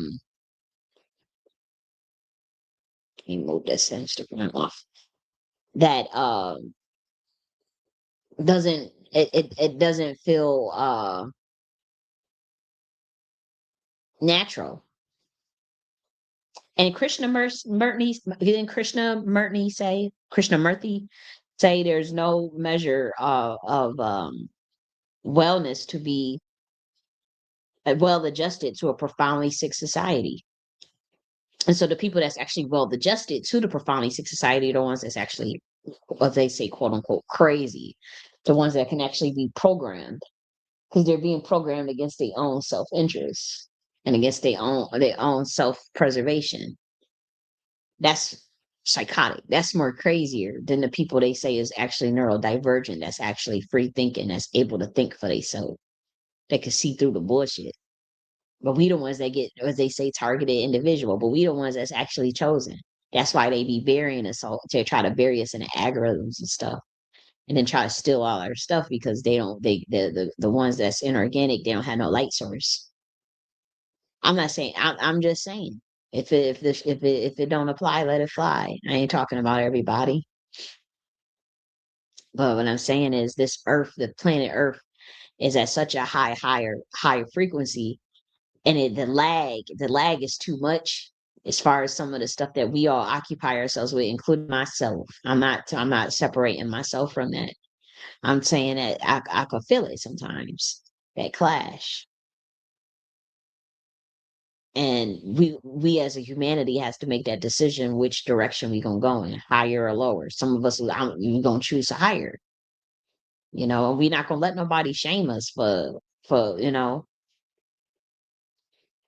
knowing what this planet wants, and what this planet, and not just the planet but the universe, the solar system, this universe, what it wants. And it is higher frequency. It is a higher calling of love and the peace and the being.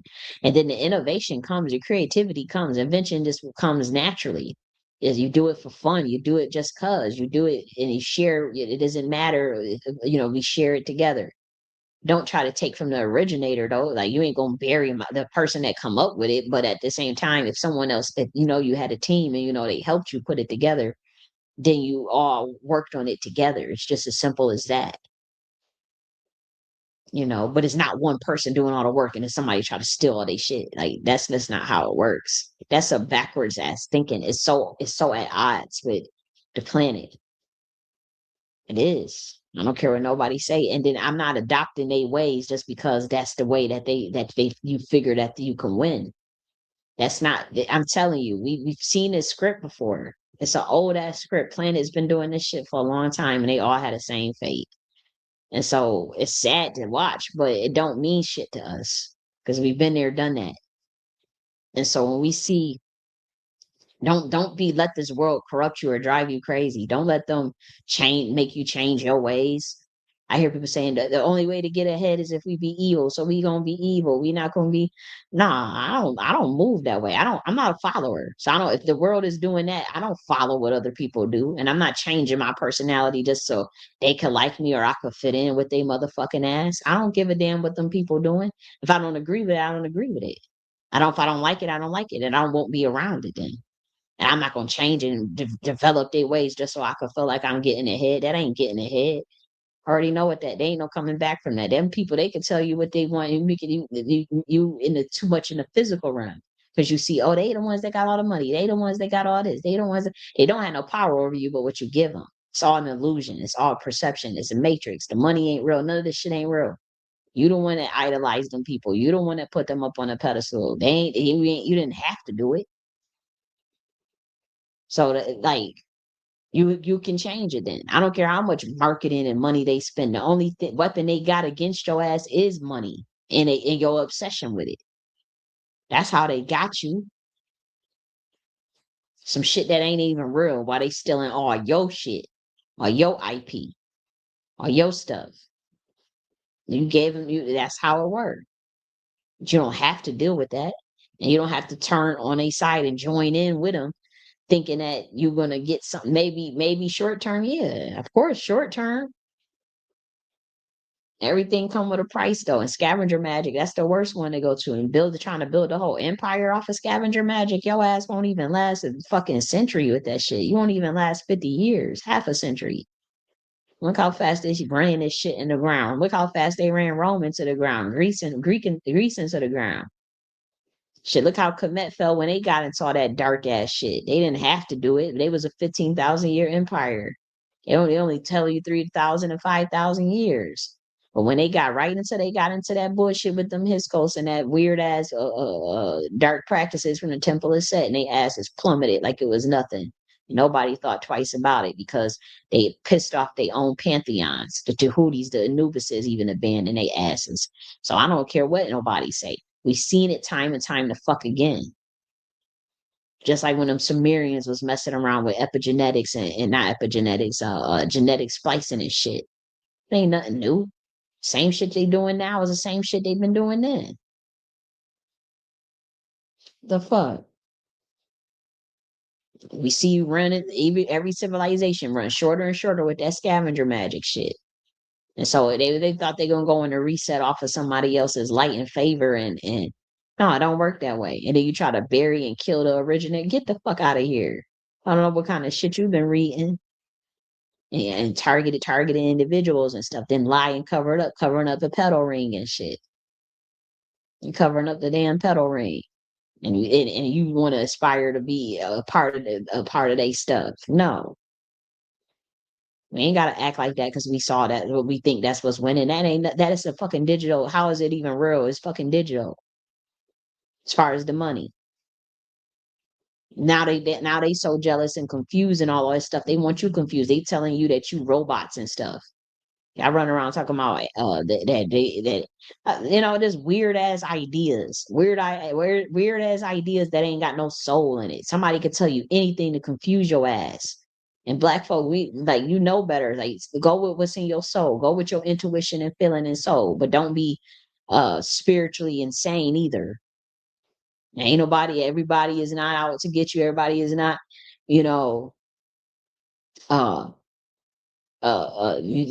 people, all the, these, y'all call it pure social. Oh, I hate that term. Please come up with new, unique terms. Stop always regurgitating some shit that them people told you to say. That ain't no term that we say.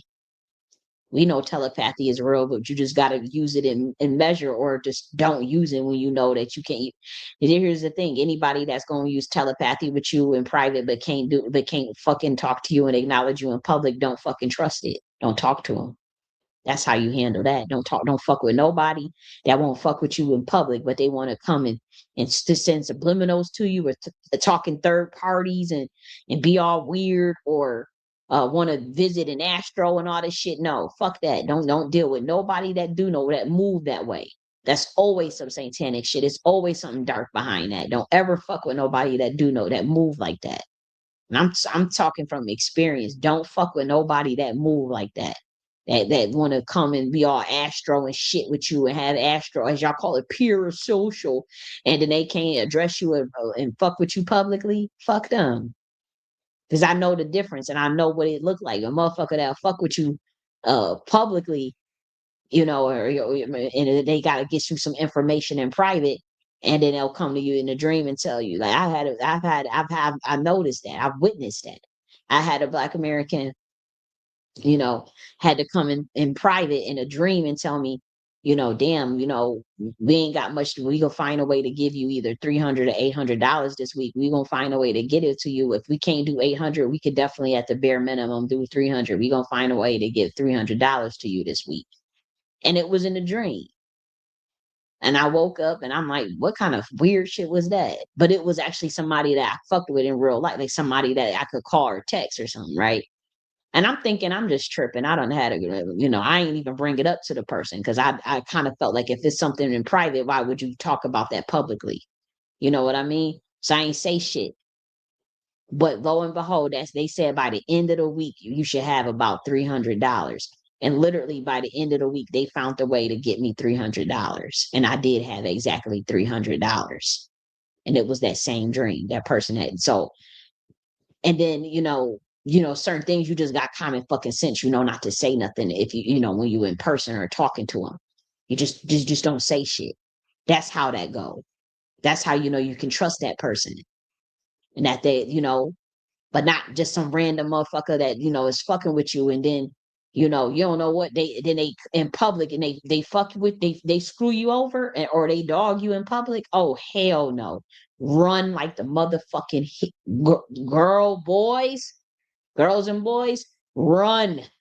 Don't entertain nobody that's doing no shit like that at all, because that's always some demonic ass shit. I don't even know what to tell you. And that is the biggest mind fuck you can go through, especially these niggas that do love spells on people. These are people out here doing love spells on people. I think that is insanity, but it is. And so then that comes into play.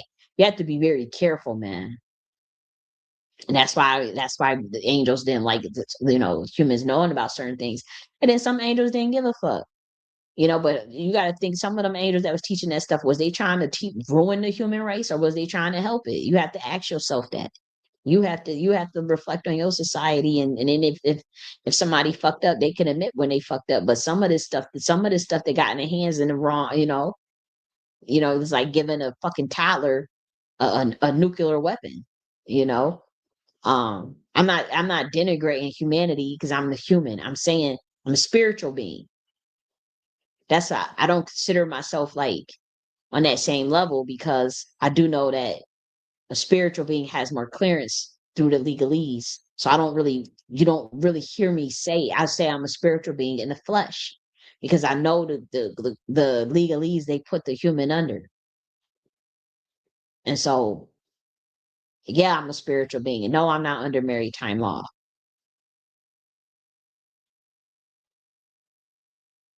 And no human has to be, technically. It's just if you can even follow what the hell I'm saying.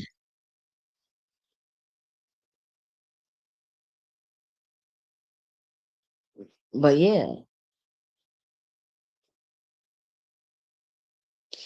okay. Well, I think I done got what I had to say off my chest.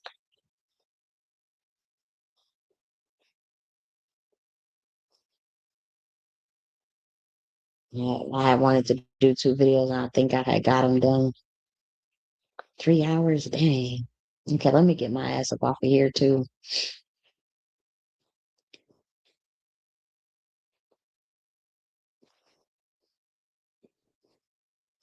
Let me get off of here. That's was talking about something. Yeah, I don't went on a whole. I was just on one. I was in a whole thing. Let me bring it on down. Okay, let me get on out of here. But yeah, smiles and dream coming to a place near you. They say. Like I said, I hope she do decide to go with the cold flavors and just go with some hot flavors. I really do. I don't know that lady, but um, I just put the ideas out there, the analysis, you know, put the analysis out there. Just like it will come with other products too. I wonder what we were talking about. Who else was going to be on the docket? Because I know we did a Tesla analysis too. We did a Tesla analysis some years ago. So that's how I know, we ain't trying to pick on Tyra Banks. I just thought the idea was different. And I just was like, well, let me do an analysis on that. We probably could do, I mean, we don't have to do one every time, but we could do one, you know, probably once a month or something about existing products and businesses and just do a analysis. It don't mean nothing. It's just a good idea to keep the creative juices flowing. Look at that body. We stop this. Okay, let me turn this one on. Okay, but I'm about to end this, so God bless or bliss, however you want to say it. I'm about to end this on Rumble if you're on Rumble.